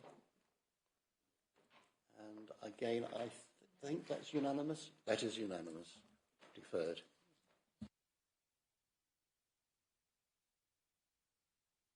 This one there. Agenda item number 10, RR 2023-1465P. This is Wylands Farm campsite, Powder Mill Lane, Catsfield. And we have Sarah is going to explain the report to us. Thank you, Chair. Good morning, councillors. Councillors visited this site on Tuesday and also viewed the site, the Wylands complex, from the wider area, in particular the public footpath or adjacent to the public footpath at Church Farm to the south. The application proposes a campsite, an overflow car park to serve the existing other commercial and leisure uses at the Wylands, and a facilities building and additional landscaping. The site lies within the countryside of the High Weald AONB. It's to the northeast of Catsfield and southwest of Battle. It is accessed via a long driveway and sits to the east of the former farmyard which now forms the centre of the Wylands Leisure and Commercial Complex, which includes an international fishing lakes. As set out in the report, there's an extensive history to the site, which includes historic large-scale proposals for camping, which have historically been objected to and resulted in the publishing of an enforcement notice to preclude the use of caravans, camping and their storage on a large area of the site. This was on the central area of the site. This was issued in 1999. As can be seen, but unfortunately I can't show you the screen. The notice covers the central area around the former farmyard cluster of buildings. Although an enforcement notice exists, it does not prohibit the submission nor consideration of a planning application for any of the activities within that enforcement notice. Any such application falls to be considered in the light of the current development plan and other material considerations, which include the NPPF, the Countryside and Rights of Way Act and the Highway Management Plan, all of which set out the duty and consideration to be given to conserving and enhancing the landscape of the AONB. The site proposal includes the removal of an area of caravans, which members saw on site. Those caravans, there is historic history to those caravans being on the site, as set out in the report. Previous council advice in the past has been that we would not be able to prosecute to remove those caravans, and hence some of them are still there. But this proposal would remove those caravans, and that area would form the overflow car park using permeable materials with new hedge and tree planting. There are then two field areas to the south of that, which go down the slope into the dip towards some of the lakes, where they would provide 12 pitches for touring caravans and motorhomes, and then two other smaller areas for tent camping. There's also a facilities building, which members saw on site, which is used by people of the fishing lakes as well. And this is constructed adjacent to a hedge line. There's an existing footpath running through the site, and it runs to the northern and eastern sides of the camping fields. And there are some limited views of the camping fields from that, but additional landscaping is proposed around the boundaries.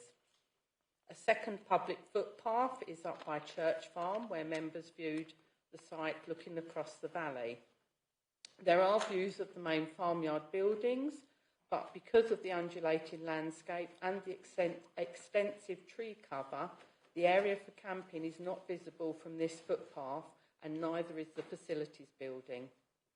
Additional landscaping is proposed, and this would continue recent landscaping that has been taking place around the farmyard area.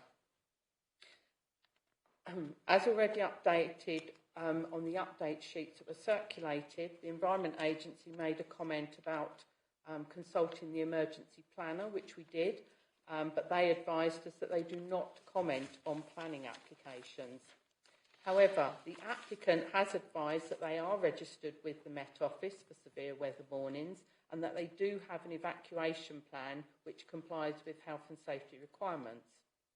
The proposals represent another facility to widen the leisure and tourism offer that already exists at Wylands, and they would be seen on the site as an integral part of the existing Wylands complex, being adjacent to the other buildings, the cafe, the farm shop, etc., and the holiday lets that are already there. As set out in the detailed report, the proposals for camping on this particular part of the site are not considered to harm the AONB, and the proposals are considered to conserve and enhance it. The recommendation is for approval, subject to a number of conditions which are listed on pages 92 to 95 of the agenda. Thank you. Thank you very much, Sarah Shepherd. There are no public speakers for this, so councillors, does anyone wish to say anything? We were on the site, most of us were on the site visit. Councillor Stenger. Yeah, thank you, Chair. Yeah, I think the visit was very informative on Tuesday, and to see where it is, and you could actually see him even from when we looked from Church Farm, it was very clear that it was very little. Once them caravans are gone from the eye line, you wouldn't be able to see a hell of a lot more. And I think the tree cover is very good, and they've done a lot of planting over the years, so it has covered the entrance and a lot of it. So yeah, I think it fits in quite well, and I would be prepared to move it motion when ready. I think you were going to redeclare, weren't you? Oh, to redeclare? Yeah, I've just used Wylands as a personal interest, but I'm not a member or anything. No. Councillor Drayson. Yeah, thank you. I too was on that visit, and it's very obvious that the caravans that are there now are an eyesore and can be seen. The only thing that can be seen from off-site. But once the car park's done, and if we agree today, the car park's done and the hedging is done, is there a way we can reinforce the fact that nothing else is to be put in that area that can be seen from elsewhere? Because if they squash caravans in behind the car park, you'll still see them. Can I just say, yes, you have got a number of conditions, but equally the enforcement notice covering the area still stands. So if they did try and put more caravans there without any permissions, I mean, A, we don't want the caravans there because, as you say, you can see them, they're unsightly. But B, if they did do it without permission, then we would look to move the enforcement notice. Thank you. That was going to be my original question, but I changed it. Councillor Ganley. Thank you, Chairman. I must say I was reassured by Mrs.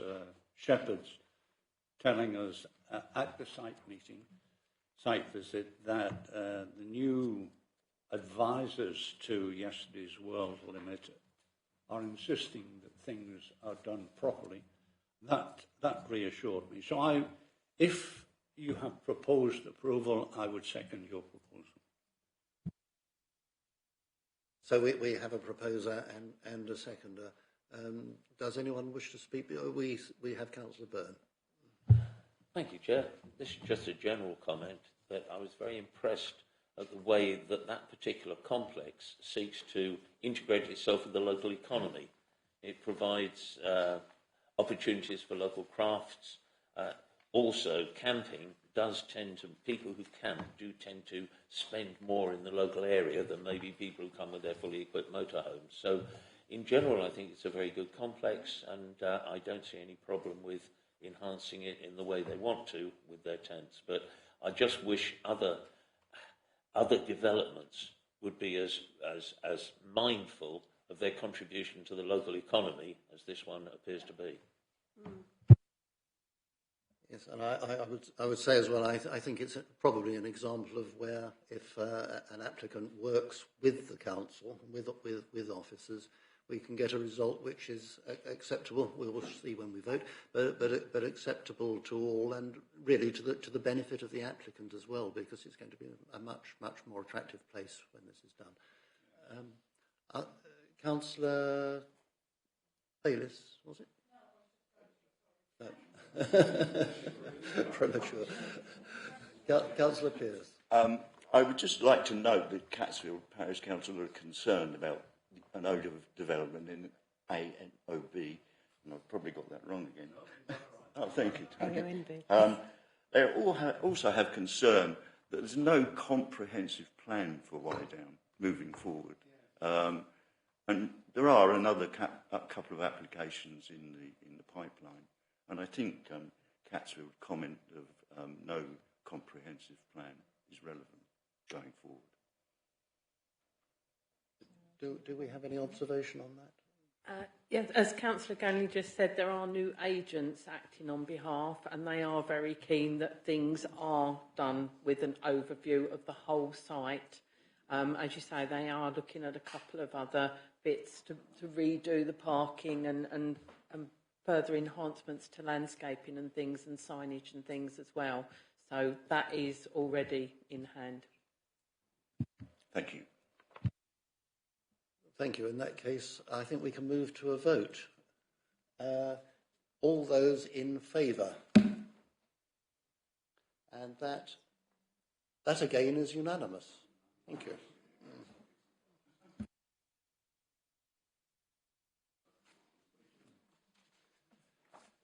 Agenda item number 11, RR 2023-1290P, the Meads. This is land at number... Oh, sorry. Could you just hold on a minute, because I have to introduce the item, and we have the officer's report. So just don't move. Just stay still. Thank you.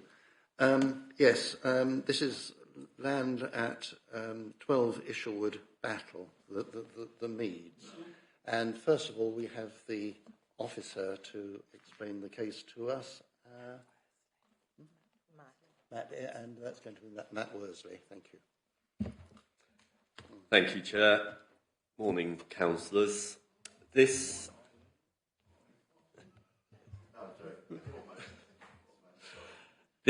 application is within the town of Battle. The site is along Isherwood, a private road to the north of North Trade Road.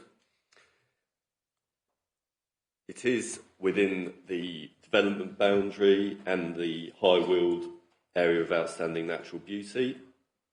The proposal seeks outline planning permission for 3 dwellings. All matters are reserved, save for the proposed access. And I say proposed access because the originally reported retention of the access has changed in that the applicant owner has tipped earth over the unauthorised access. So the plans show the position of the access. It is proposed there. The indicative plans submitted show 3 detached dwellings, all set within relatively generous plots. You can see neighbouring sites to the south and north and west. They're all comparable. The actual details would be secured at reserved matters stage, but the indicative plans show that the houses can comfortably fit on the site. Also of note is that this is a resubmission of a 2019 scheme that got granted planning permission, so it's effectively a renewal.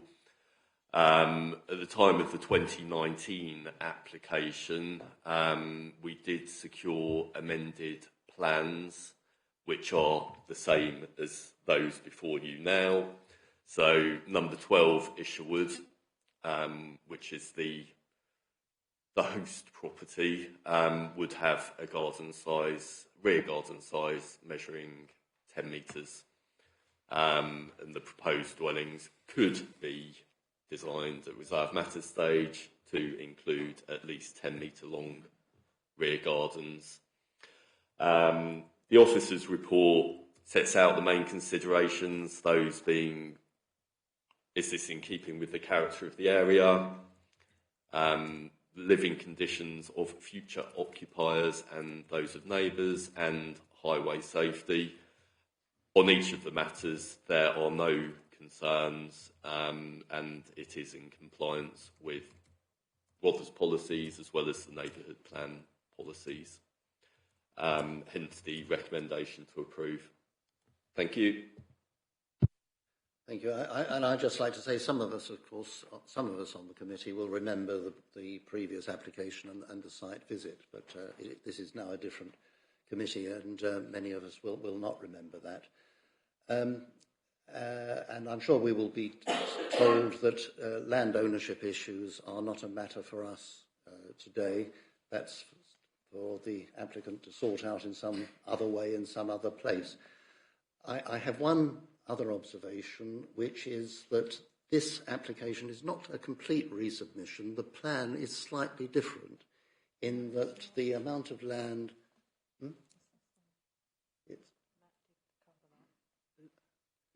Well, I've compared the plans before and after, and they seem different to me. So within the 2019 application, there was an originally submitted indicative layout that showed a very shallow rear garden to number 11. Amended plans were secured at that time, and there was an annotation on there with a 10-metre long back garden, which is the same now. So I was checking over that this morning, and they are the same. So yes, you are. I think originally there was a plan with a very small back garden, but that was amended during the course of the last application. Sorry, I was clearly not paying enough attention. Councillor Bayliss. Yes, can I just ask a question? If there was an existing planning permission which is expired, if we were to refuse this, what would be our position if the applicant were to go to appeal? Thank you, Chairman. The position we're at with this is that this is actually in line with this current policy plan. It was a 2019 application, I believe, so the policy was around that time adopted. So you have a policy compliance development that was approved in 2019. You have to have a good reason why you're overturning it on policy grounds. And if you don't have one, then the first approval sets a rightful precedent for approving it. And also, I believe this is within the development boundary. It is in an allocated area for residential, so you do have all of that, which if you go contrary to that, then I will struggle with what grounds we will be overturning it on. Thank you, Chairman. Oh, thank you for explaining that. I should have mentioned that myself. Right. Well, we do actually have speakers on this one. So, is this Mr. Hufford? Thank you, Chair. You will have 5 minutes. You understand? Thank you. Good morning, ladies and gentlemen, and thank you for this opportunity for the residents of Isherwood in Battle to oppose this planning permission. I was at the previous meeting nearly 4 years ago. We lost it by 1 vote.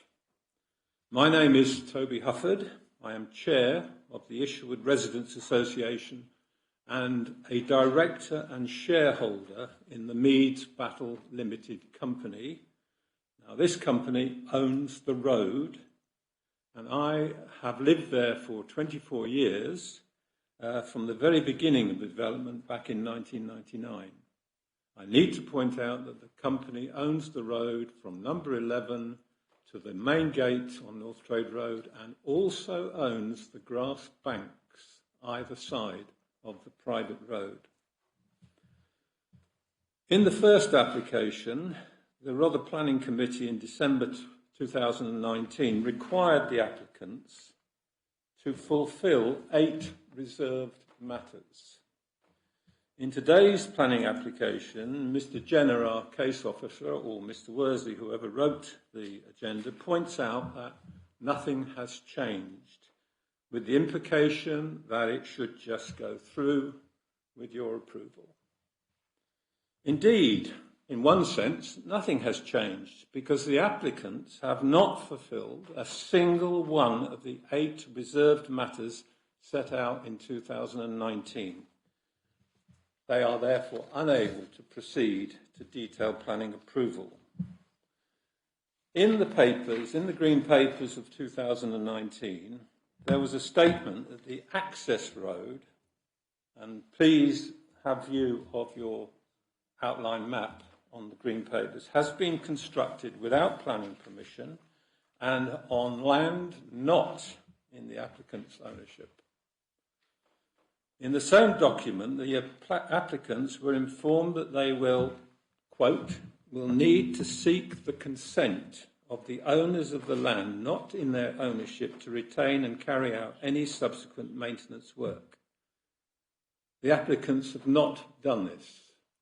They haven't come to the company and they haven't come to the Isherwood Association with anything like a partnership or a scheme or whatever. All we have had is threats of legal action. The Meads Battle Limited Company, of which all 12 houses are directors and shareholders, have consistently voted not to grant the applicants right of access over any part of the road and the adjacent company land. The company owns all the private road from the main gate to the further south, number 11, and it also owns the grass banks either side of the private road. Now, this is not strictly a new item at all, and I will explain why. In an additional item to the agenda papers on this subject, Mr. Jenner made a site visit to Isherwood on the 5th of October, and I have an email from Mr. Jenner which states, I'll read it to you, I can confirm that the changes made to the access to the Residents' Association have been acknowledged. The changes. This will be regarded in an update to the Planning Committee. Now, whether or not you've got that, what it means is that the company has reinstated the bank, the unauthorised, the illegal bank. Nearly 20 tonnes of material was removed and 20 tonnes put back as a grass bank. So that access on your plan, the applicants are applying for access from the site of the three-house build is no longer there. It is a grass soil bank and it's within the legal boundaries of the company. 30 seconds. Without this access, without company permission to use the private road, the three-house development is undeliverable. We are absolutely constant in our refusal. And if you want to know the reasons for that, would have to be a private conversation later. I do believe, as chairman and as agent for the company, for this application is spurious. It is not what it purports to be. And that, if granted, 12 law-abiding households will endure a further 3 years of planning bite. Thank you. Thank you very much. If you'd wait there, in case there are questions, but I think just as an observation, as I said earlier, this committee does not decide land ownership questions, and it is possible to give planning permission over somebody else's land. Doesn't mean it can be implemented, but that's another problem to be sorted out elsewhere. And fortunately, officers are nodding. I think I've got that one right. Councillor Gray. Thank you, Mr. Hufford. I wonder if you could tell us what the plot is currently used for. Is it just an empty field or are there trees? It's an empty back garden, which is mowed once a week. That's it. It's just an empty back garden backed onto the applicant's back garden. So it's more like a field? It's a field, yeah. A field. A small field. Thank you. With no trees? There were trees, and the applicants, some 2 months ago, decided to chop them all down, much to the annoyance of people in North Trade Road, without any application or advance notice at all. Thank you. Councillor Creaser. Where does the applicant actually live? Is it the house on the edge? It is the house. The blue bit. Yeah, with the that boundary around it there. Thank you. Which is known as number 12. And Councillor Drayson. Councillor Drayson? I thought you wanted to speak. Sorry, Councillor Byrne. Councillor Byrne. And I'm embarrassed. Thank you, Chair. You talked about the existing residents being having to live with planning blight. Yep. This is more usual when someone's going to build a factory or an airfield or whatever. From this plan, it doesn't seem to me that it's significantly going to alter the character of the area. Perhaps you can tell us why it's planning blight and why it would make, presumably you're saying it would lower the potential sale price of the existing houses. Maybe you can tell us a bit about that.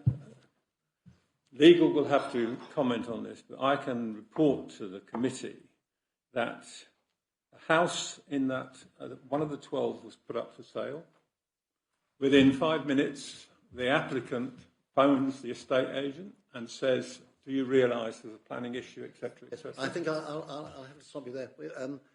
The saleability of houses and house values are not something we can discuss. It might not. But the amenity, matter to you, please, but it matters to us. The amenity. I think Councillor's question is a proper one. In what exactly is the objection on planning grounds? In what way will the amenity of the existing dwellings be affected by this proposal? The amenity is affected, I was going on to say, but I'm not going to do that one because I know there are legal issues in there. As I said, over the 23 years, we have been constantly threatened, and I have a file of handwritten letters. Well, again, it's important. See you in the High Court. This is nothing. It's nothing to do with us this morning. If you were to say to me that the existing houses are going to be overlooked or by the new windows, if you can, reasons of that sort, their amenity will be badly affected against our policies. Okay, so first and foremost, private road is a narrow road. It is only in adoptable status up to just past the illegal entrance. Okay? The figures which were stated in the 2019 about the width of the road are incorrect. The road narrows all the way down to number 11. If you were talking about 3 houses, we're talking probably 2 cars each. That's 6 houses have got to come down that new entrance. The entrance is built as such, you could never get a fire engine up there. You cannot get emergency services up there, and you're on a blind bend. So the first thing is the amenity, in terms of the amenities, would be the level of traffic. There are no pavements. There are little children who walk along there on a blind bend. But I take it there are no objections from highways. Because of the very small scale of this development, highways were not consulted. We use standing advice. Thank you. And Councillor Bates. Yes. Could the officers advise whether we should... sorry. Okay. We do have another speaker after this. Councillor Ganley. Thank you for your presentation, Mr. Hufford. A couple of things. Problem of a fire engine or an ambulance getting up there is a serious one, but there are people living in what I imagine are numbers 11 and 12, is it? The last 2 on that. Yeah. No, number 11 is the last one.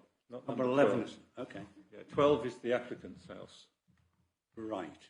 Okay. Well, the last couple of houses there, presumably they have a problem in the event of an accident or a fire. A fire engine can't reach them either. Current resident. Well, I'll leave that to the next speaker to answer that question because he actually lives in number 11. Okay. And he'll be better placed to answer it than I will. All right. The second question that I wanted to put to you, the numbers are here, 7 and 5. Okay. You said that all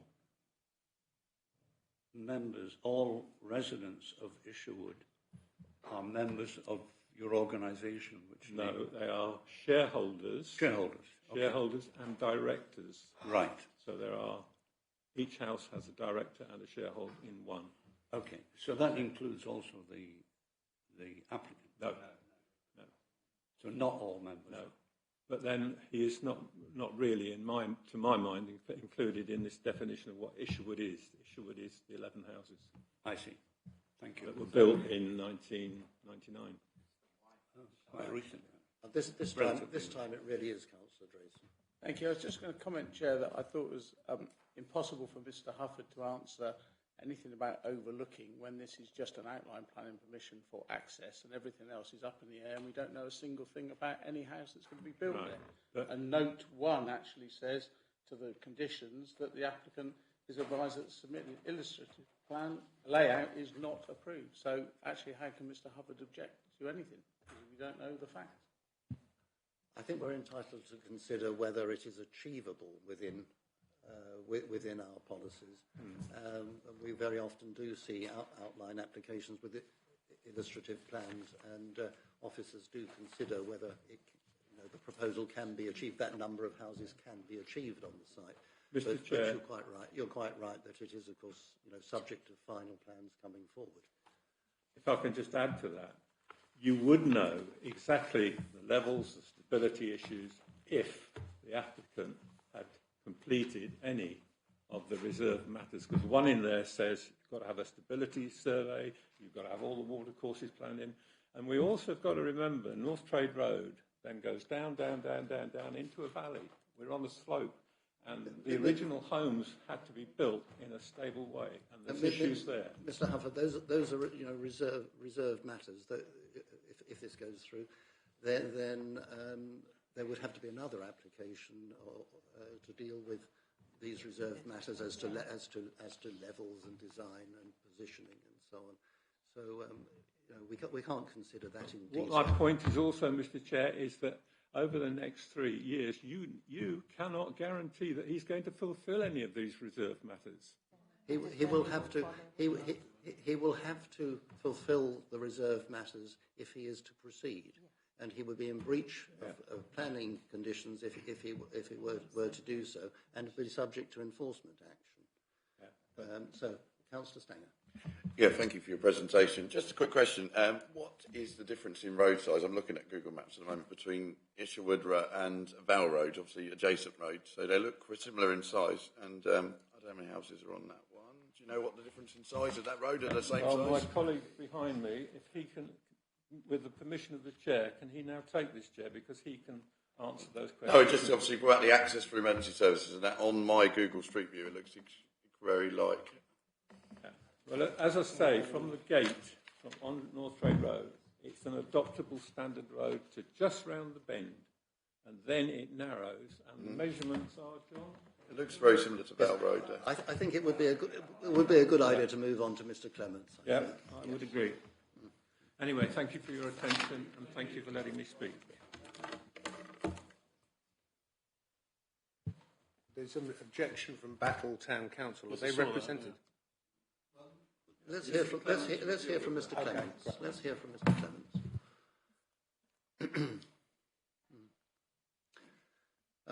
Mr. Clements, again, you will have 5 minutes. Take your time in starting.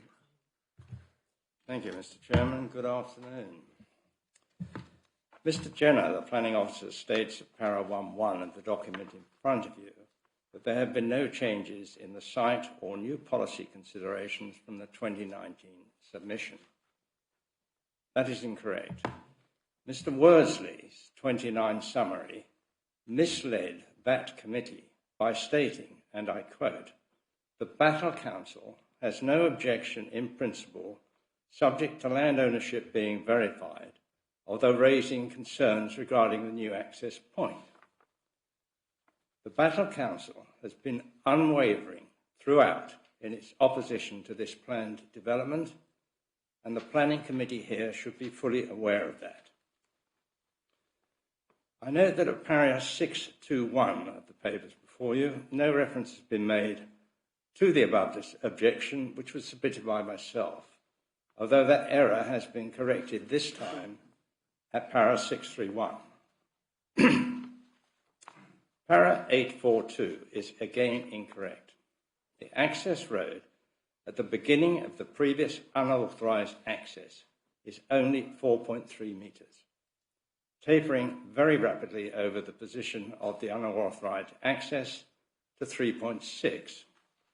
Clearly, totally insufficient for vehicles to pass each other. They can't pass each other now.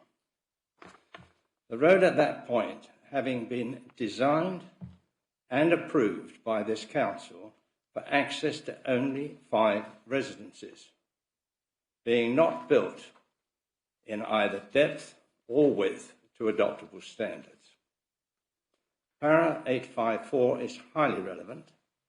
The developer has made no attempt in the interim to fulfil the requirement set out at page 52 of the Planning Officer's 2019 report, which is again repeated at note 3 on page 107 of the document before you.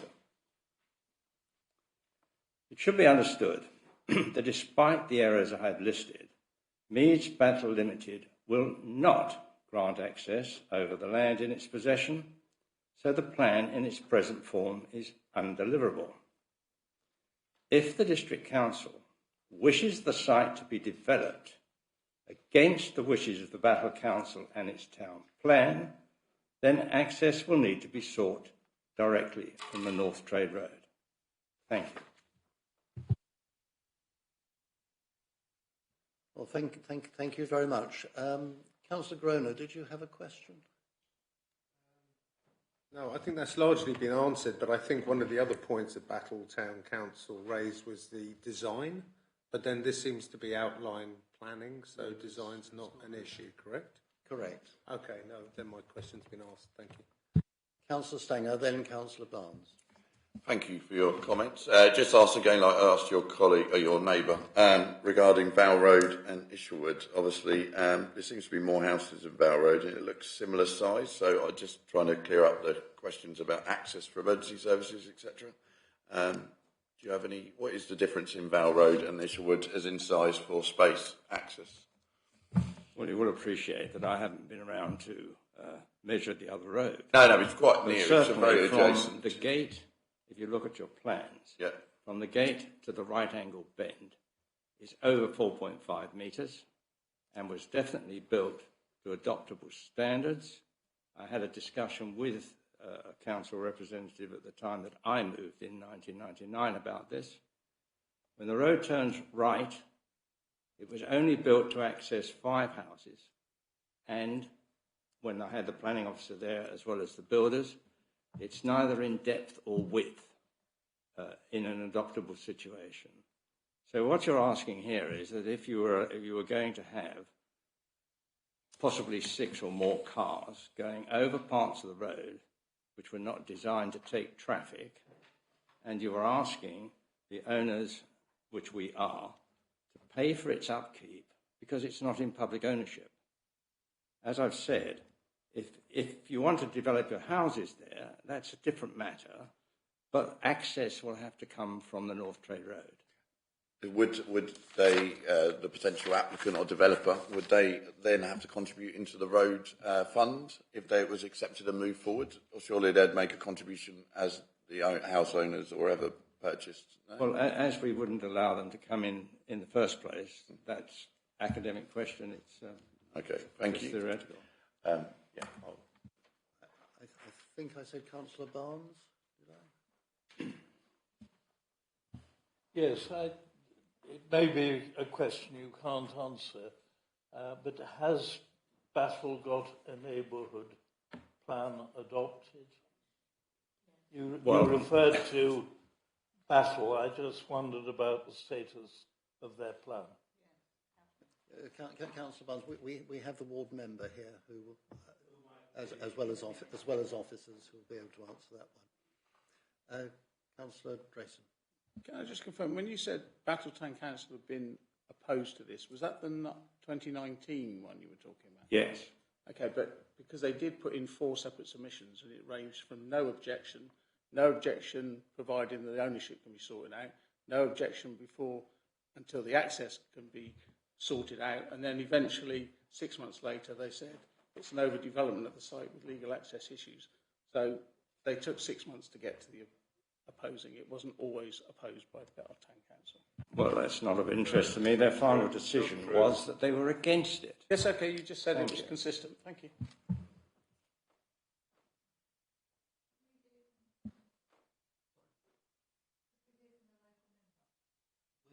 We will hear from the local member. Yes, but first of all, Councillor.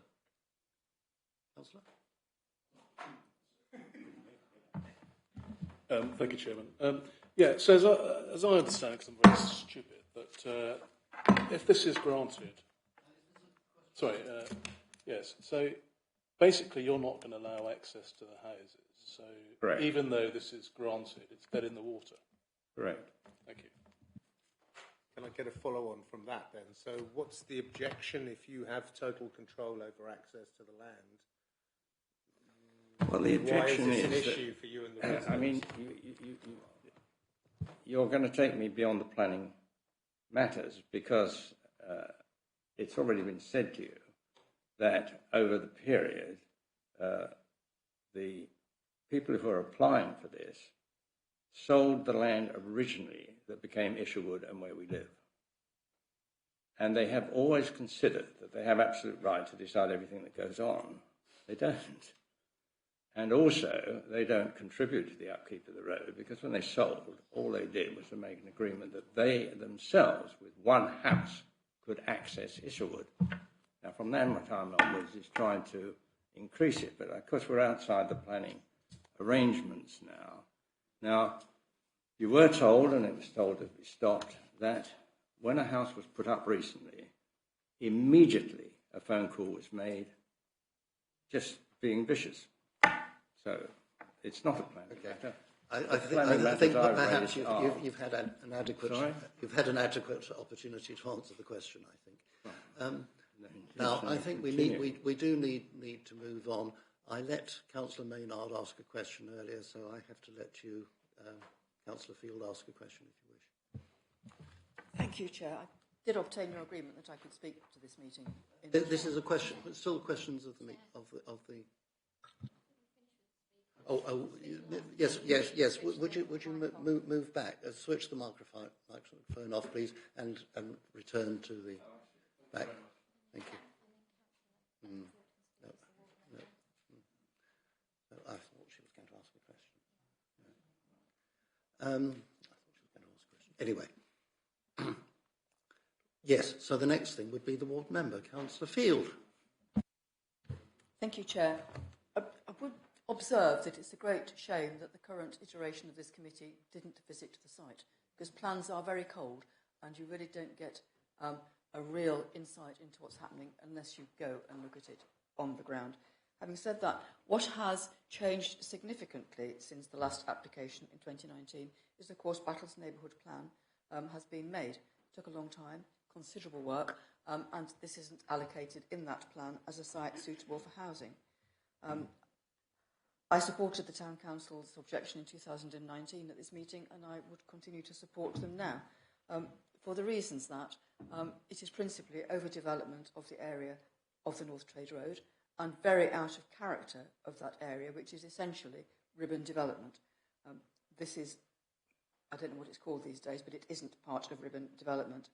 I was interested to read the report that there is no objection from the Waste Collection Service, and then later on it says that the design of bin storage will have to be carefully considered in reserved matters.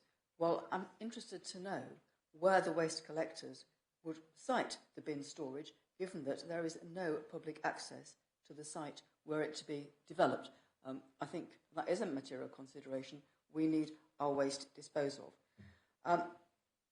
Now, we've heard a lot of people talking about amenity in this application and in previous applications to this council. So I got on a planning consultant's website and looked it up. And it said that amenity is the quality or character of a property or area and elements which contribute to the over-enjoyment of the property or the area. To refuse on loss of amenity means the proposed development will harm the amenity of another property. And I think we've heard from the speakers how this proposal, were it ever to be built out, would harm the amenity of the properties existing in Isherwood. So I would really urge the Planning Committee to overturn this application, as indeed I did in 2019. Thank you. Thank you, Councillor. Can I just seek a clarification from officers? This is a private road, I know, but is it a highway? No. Yes, no?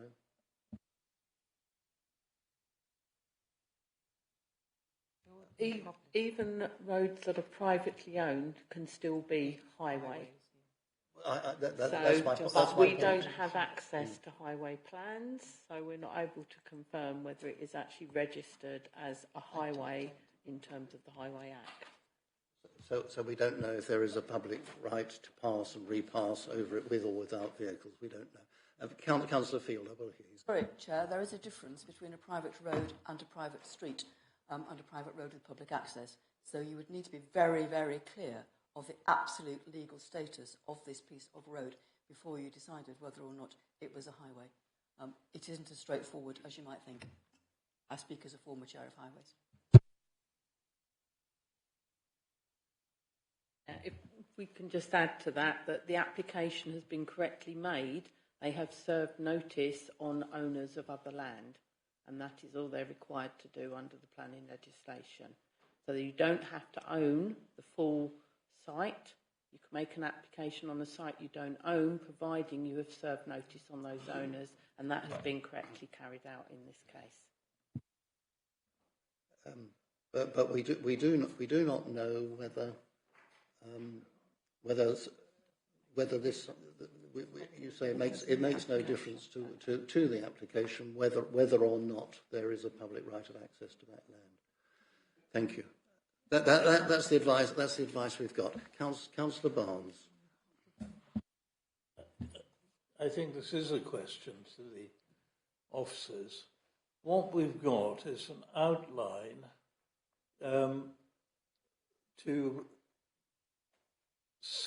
it's for an area served by existing access, but at the moment there is no existing access. This was part of the garden of the house standing to the left of these houses. So the existence of this access is it legal or is it illegal? Because if you've got a landlocked site with no access, no legal access, can you really grant planning permission on it? I think you probably can, but I think we need to restate what the proposal is, because it's making a claim to access which is disputed. Mr. Worsley. Yeah, I can clarify that. So the update sent round to members earlier in the week did cover this point on the unauthorised access being filled in with earth, and we changed the description of the proposal so that access is now proposed. So it's outline planning permission for 3 dwellings, all matters reserved apart from access. So we are looking at the position of the access today, but it is now proposed.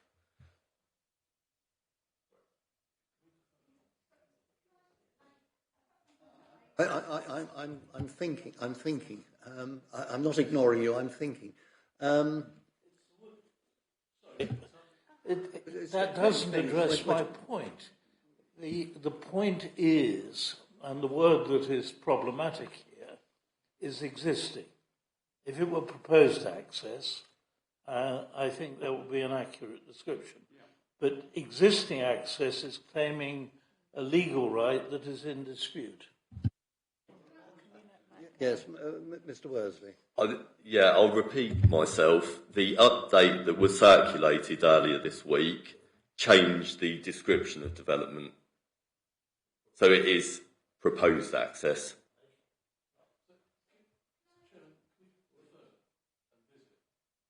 Well, if you wish to propose deferral, I know.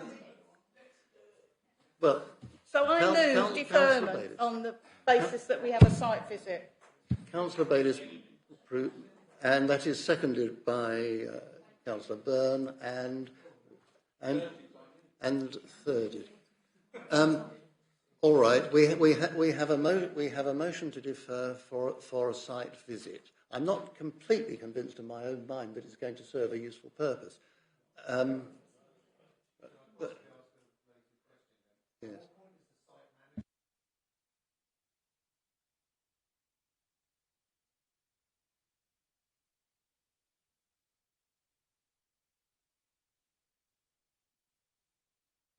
With the reserved matters.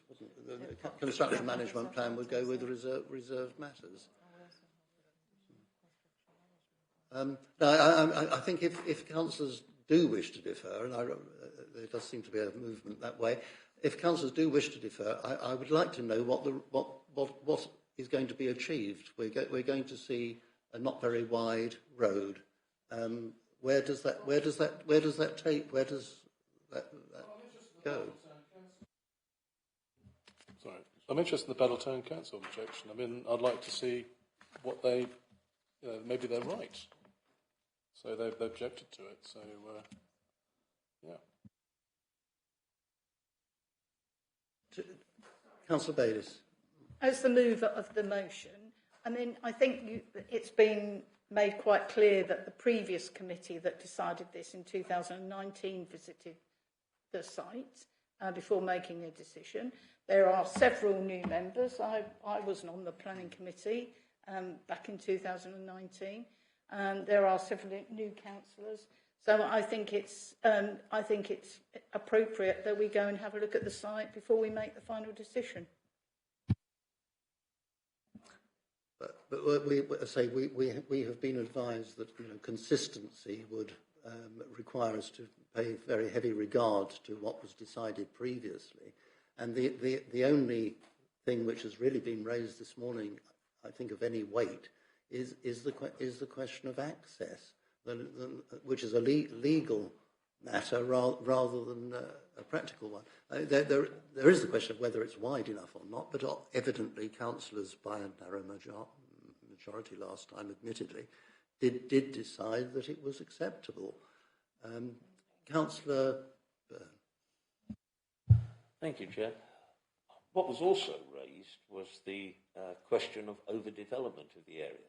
Now, looking at the plan, that's not in any way obvious, but I think a visit would give us far more idea of the sense of place and whether the addition of 3 houses, as I say, to look at it, when I first looked at it, I thought, no, this is not much of a problem. Now I've heard the objections, I really feel I need to see it to see whether overdevelopment is an issue, as well as access. Councillor Drayson. Thank you. I see consistency does come into it, because if it was decided before it was policy compliant, it is now. But I understand it was on a casting vote of the chair last time, so there was obviously a lot of debate within the committee, and I think seeing it is a must. Councillor Sanger? Yeah, thank you, Chair. Yeah, no, I agree generally with the site visit. Are we at risk of any non-determination or anything like that? If we don't, is this an ongoing long-term thing, or I'll just check in with the officers, really? Good question. We've got an extension of time until, I think, for 2 weeks longer, so we would need to secure another. Could you have just a special kind of just quick, rather than, because the planning agenda is probably quite full, isn't it? It doesn't work like that. I don't think officers could cope with it. I thought just get it. Okay, thank you. Councillor Barnes. If we are going to do a site visit, and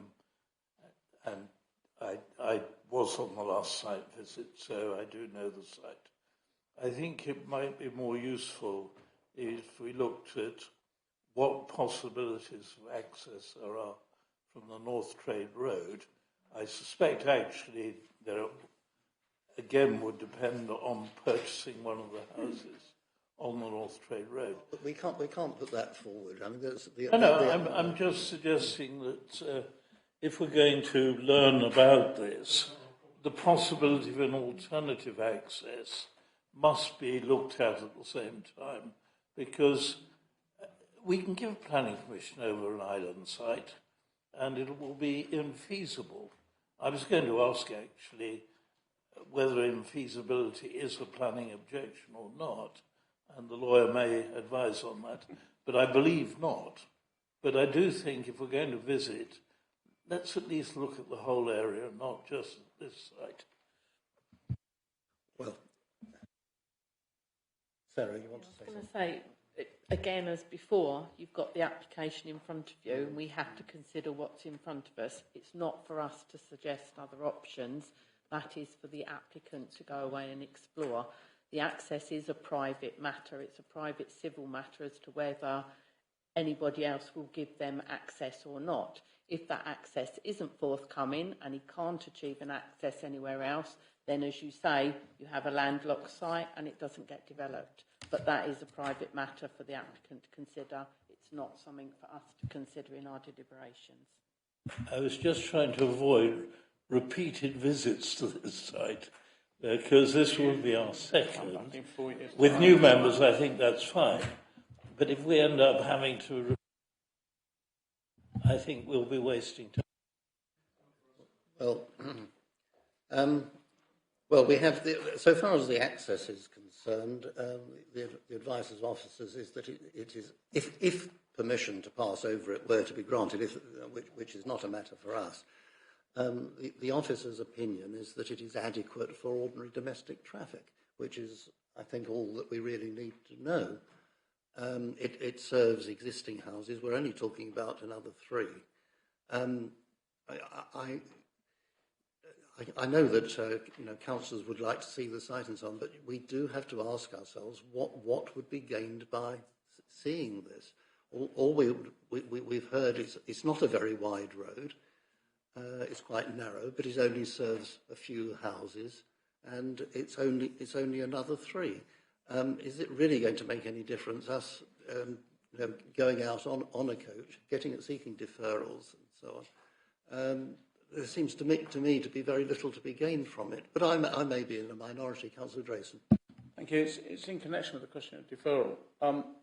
What happens if an applicant doesn't agree to an extension of time? It goes out of time, and if then it counts against us in terms of our decision making. And if they do go to appeal on non-determination and they win it, then we could be slapped with costs, given the precedent from the previous decision. I'm aware of the time, but Councillor Stone. Yeah, just I've changed mine slightly. Just going to move to accept officers' recommendations for access. Sorry. Seconded by Councillor Ganley.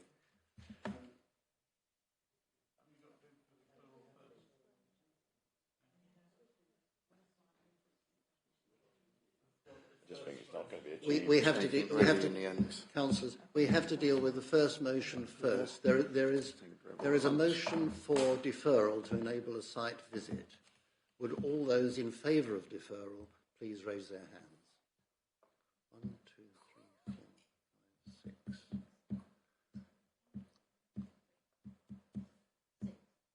And all those against deferral, please raise your hands.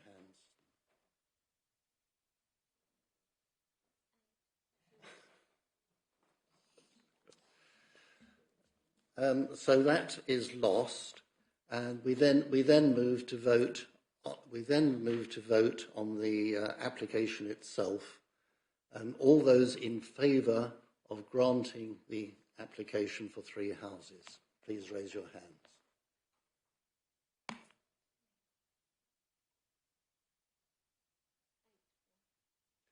And those against, please raise your hands.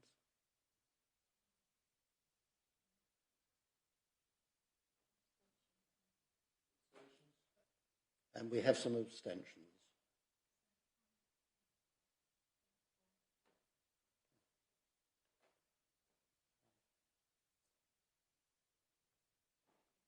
Can you give me the figures? I have to read them out.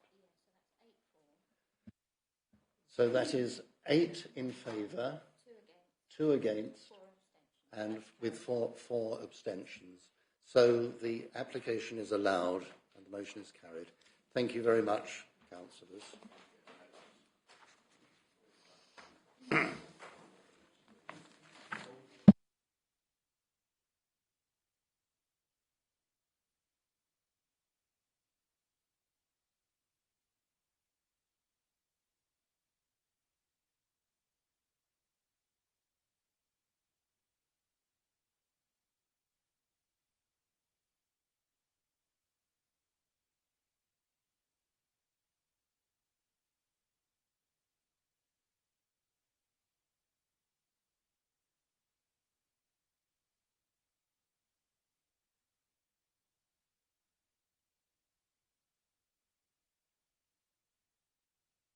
Right, agenda item number 12. Number 12, RR. Councillors, we're going. RR 2023-1710P. This is 8 Beeching Road, Bexhill. Please. Katie. Thank you, Chair. And good afternoon, councillors. This application is for the installation of a railway carriage for use as a community cafe. There is a proposed WC with access ramp and platform. Additionally proposed is the installation of a sculpture. The application site is owned by Rother District Council, so must be decided by Planning Committee. Members will have noted the update regarding the late submission last weekend of an objection.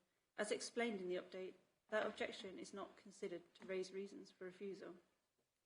The cafe would have 1 full-time worker and 2 part-time workers. They would sell both hot and cold food and drinks.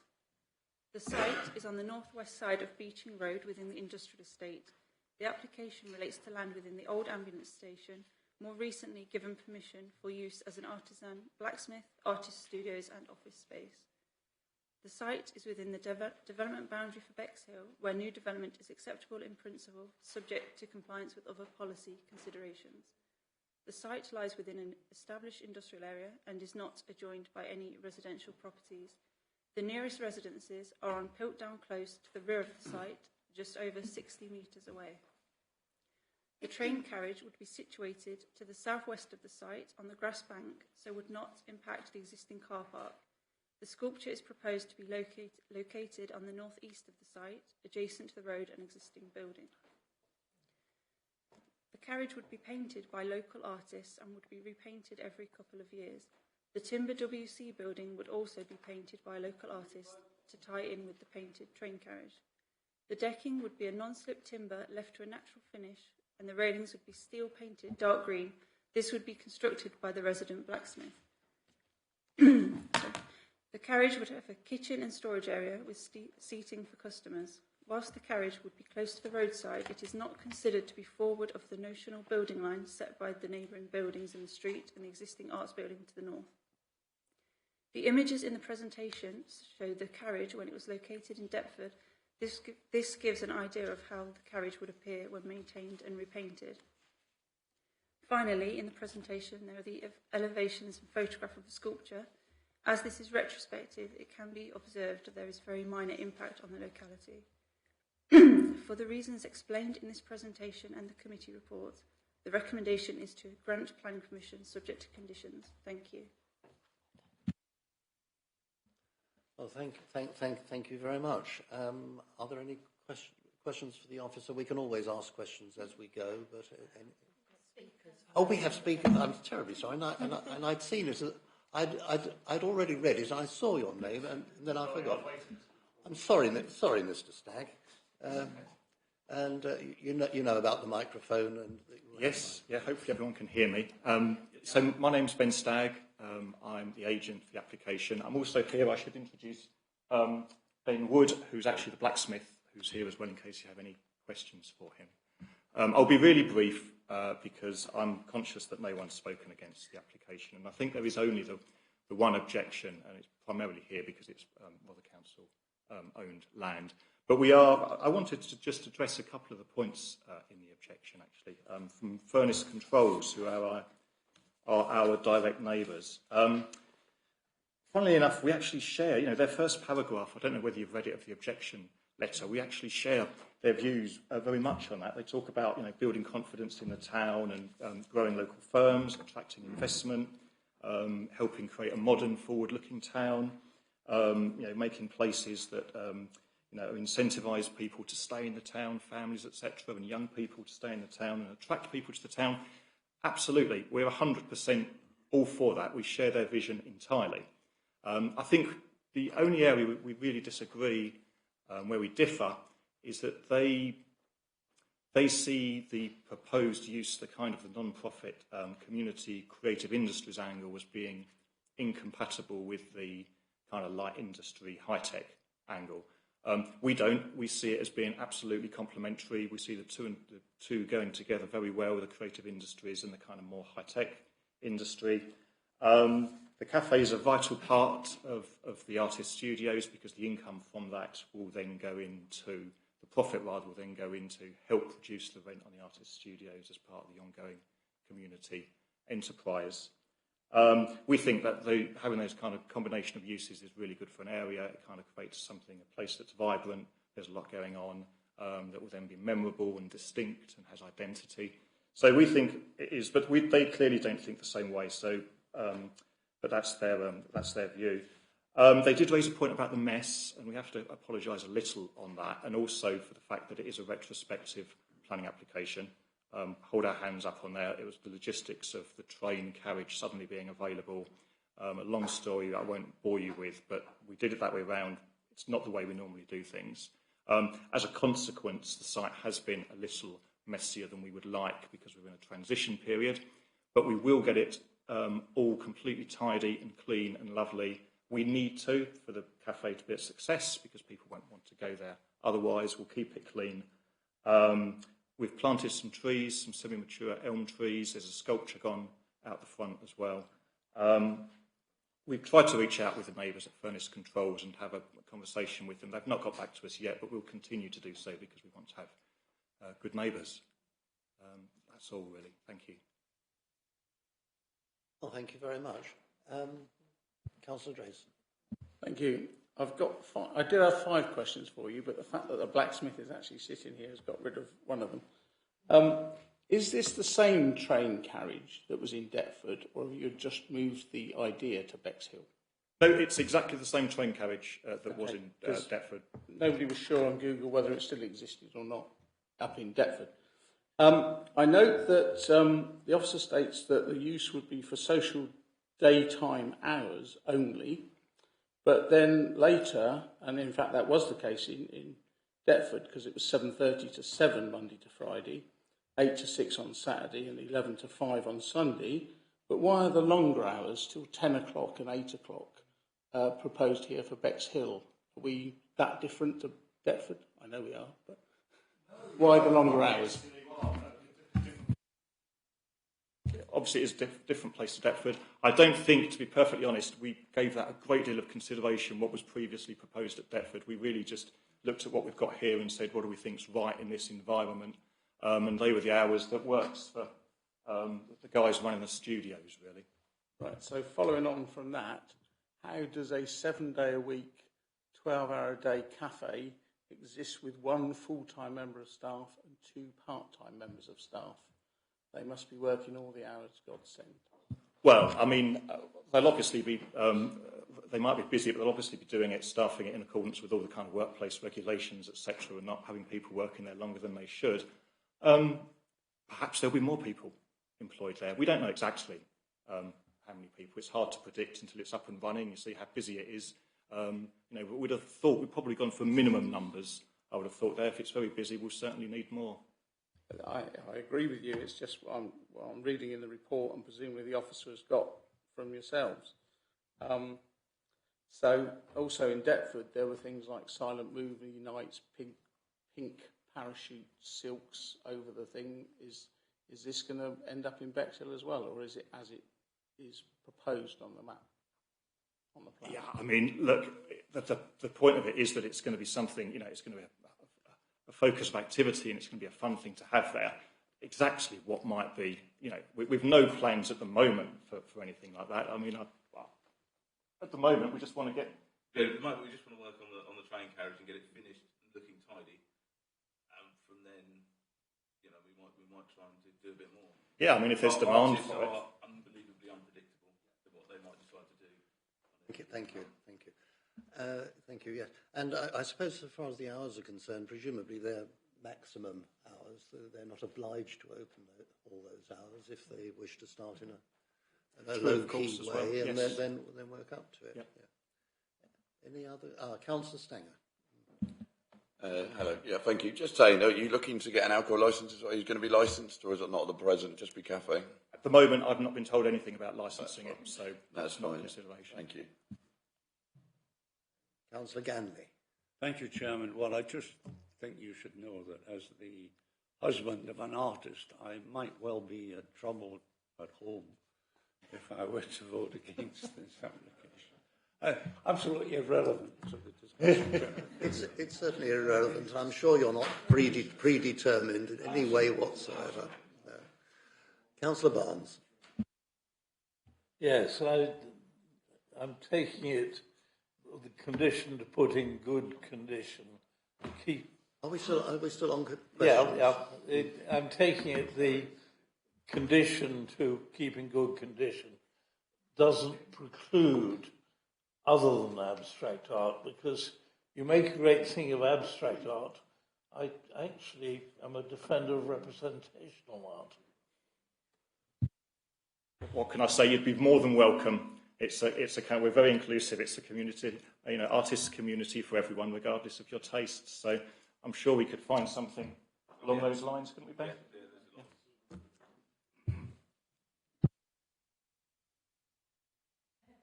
Councillor Chowdhury.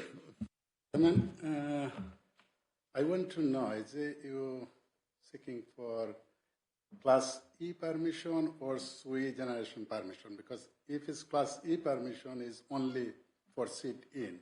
You can't do takeaway. So is it going for only sit-in capacity or takeaway? If it's takeaway, sui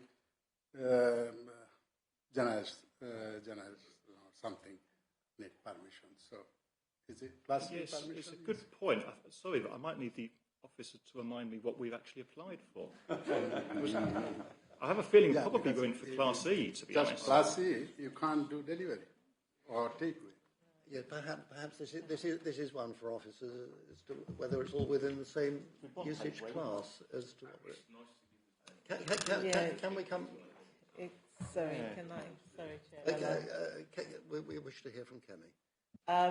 I mean, you have described this as a cafe with provision to sell hot and cold food, and that will fall within Class E, but when you start introducing takeaway element, then that takes it outside of what you can do under Class E. But that can be controlled by condition. If that's a problem, we can put a condition that only uses within certain use class can be carried out or operated on the land. But that then... Sorry? No, it would be what they can use the carriage for, because it's the carriage that is being proposed for the cafe use, and that is what will be affected by any condition restriction on the use itself. So you are effectively restricting them to just use it for what they have specified they want to use it for in the proposal. Which is on sales. Sitting. Yeah, cafe, I mean, in reality cafe, is there'll be a coffee machine, and a lot of people will want to be able to buy a coffee and then take it with them. That wouldn't be classed as a takeaway as such. You can. I mean, this is a long one. That's we're probably all right. Long-standing. Yeah. It's not a takeaway, as in kind of delivery. It's not takeaway, but you can. You have the majorities to sit down and eat and consume within the site, and you can carry your coffee away or carry your sandwich away or something like that. But that is not classed as a full-blown takeaway. You can still have some element of takeaway within a restaurant use, which is. We class either incidental or auxiliary to the main use, but it's not the primary use. The primary use is sitting, cafe, yeah. Thank you. Oh, thank you. That's very helpful. Councillor Gray. Thank you, Chair. Thank you, Mr. Stagg. I'm just interested in the train carriage. I just wonder if you could tell us a little bit more about it. Does it have historic value, or is it just a straightforward train carriage? As far as I'm aware, I mean, I shouldn't say, I mean, if I was a train enthusiast, I'm sure I could tell you it has historic value and tell you the number and, its background and things and where it had been. I don't. As far as I'm aware, it's a pretty standard kind of train carriage. Yes, thank you. Can I just say, I didn't retain it, but if you look at the Deptford Project Cafe, it tells you all about the carriage. But I didn't retain it. I read apparently, Ben tells me it was used on the Brighton to Hastings Railway. Yeah. Well, thank you. This is getting very, very interesting. This is very interesting, but I think we're digressing from what we're here about this morning as to the usual, rather mechanical point as to whether this is policy compliant. And I haven't heard and we are only asking questions. I think perhaps for the sake of form, we have to ask you to switch your microphone off and return to the back. Thank you very much for your help. I'm happy to move approval. I'm sorry. I'd like to hear what Councillor Gray has to say. Sorry, I am very excited about this project. I think anyone that lives in Bexhill or knows Beeching Road would agree it's the most boring road in Bexhill, and this is just such a good project. And I also think it's just nicely fitting that in the road that's named after Mr. Beeching, who axed all our railways, that we should have a railway carriage. And Councillor Drayson. Chair, I did have two, but I'll make it one question of the officer now. And that's just in 743, where it says a cafe in this location would encourage sustainable travel and provide a stopping place. I don't think that sounds close to the centre of town. It's going to encourage any sustainable travel or stopping. Having said that, I love it. I think it will become a destination in its own right, so I'm very glad they're proposing to retain the car parking spaces. Well, we've spent a fair bit of time discussing it one way and another. Do we have a proposer and a seconder? I'll take Councillor Bayliss as proposer, Councillor Gray as seconder. All those in favour, and that is unanimous. Thank you very much, councillors. Thank you. I'm sorry. Well, you had a fair say. Yes. Thank you, gentlemen. Thank you for coming.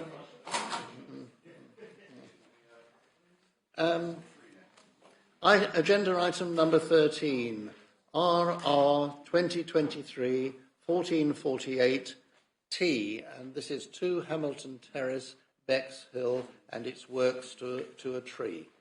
And we have Katie again? Oh. Isla. We have Isla yes. Presenting. Thank you, Chair. Isla Wilson. Thank you. Thank you, Isla. This is a tree works application relating to an oak tree subject to a tree preservation order located to the rear south of 2 Hamilton Terrace of Kewhurst, Bexhill. The application is brought before you as the applicant is a member of Rother District Council staff. The tree is located to the roadside of East Wood Road and the adjacent electrical substation. The canopy of the tree overhangs the garden of 42 Eastwood Road and is close to the roof of the house and various overhead cables. This is a large oak tree measured at approximately 18 metres in height and 10 metres in radius. The proposed works involve a reduction of the crown by 2.5 metres, approximately 30%, a slight lift over and away from the electrical substation, electrical cables and neighbouring residential property, all which sit beneath the tree's branches. The tree officer has been consulted and raises no objection to the works. They have commented that oak trees generally respond well to this type of pruning. The pruning will serve to retain the tree at close to its current size and present a slightly more compact and managed appearance, which may be considered to be appropriate in this residential area. Since submitting the application, the applicant has advised that on the morning of the 22nd of September 2023, a large tree branch fell from the tree, causing damage to the fence. A subsequent neighbour comment has been received, noting the fallen tree and damage to the fence, and hence raised support of the pruning as soon as possible. In conclusion, the proposed works would preserve the health and condition of the tree and the visual amenities of the locality, and therefore the works are supported by officers. Thank you. Well, thank you very much. Councillor Drayson would like to say something. Thank you. As the ward member, I'd like to propose we accept this. Although... Seconded by... I was only going to support it and say that I know this tree very well. It's very close to where I live.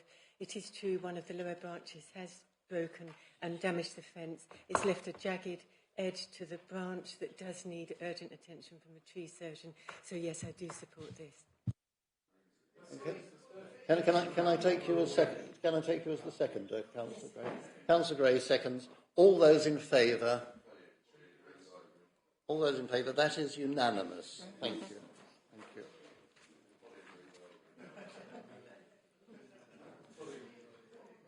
Agenda item number 14. This are the statistics and the report from Kemi, please.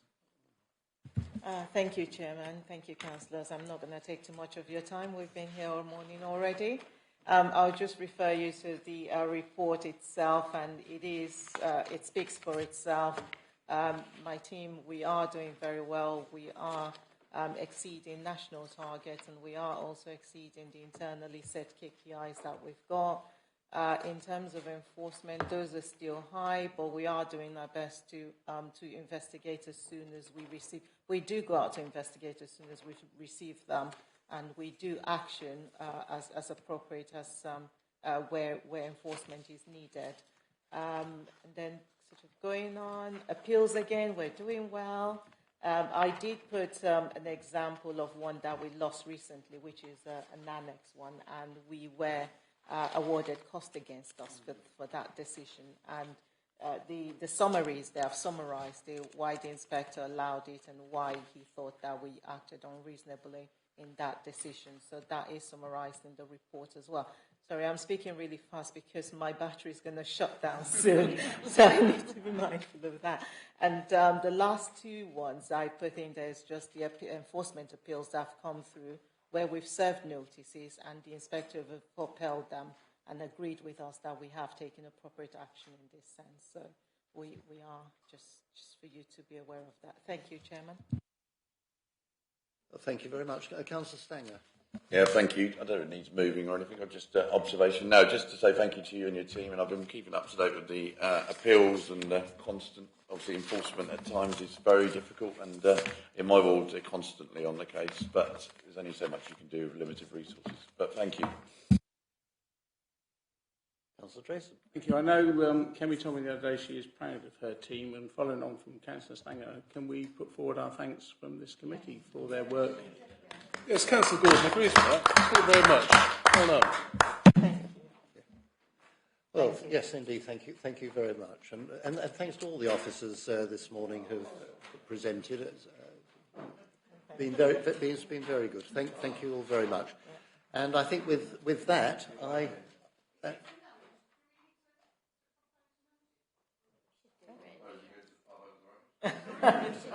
propose. Do we need to propose that the report be noted? Yes.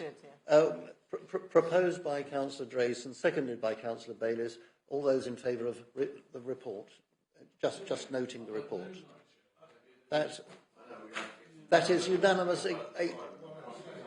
That is unanimous, and Councillor Drayson humorously abstains, I think. Thank you. And that concludes the meeting.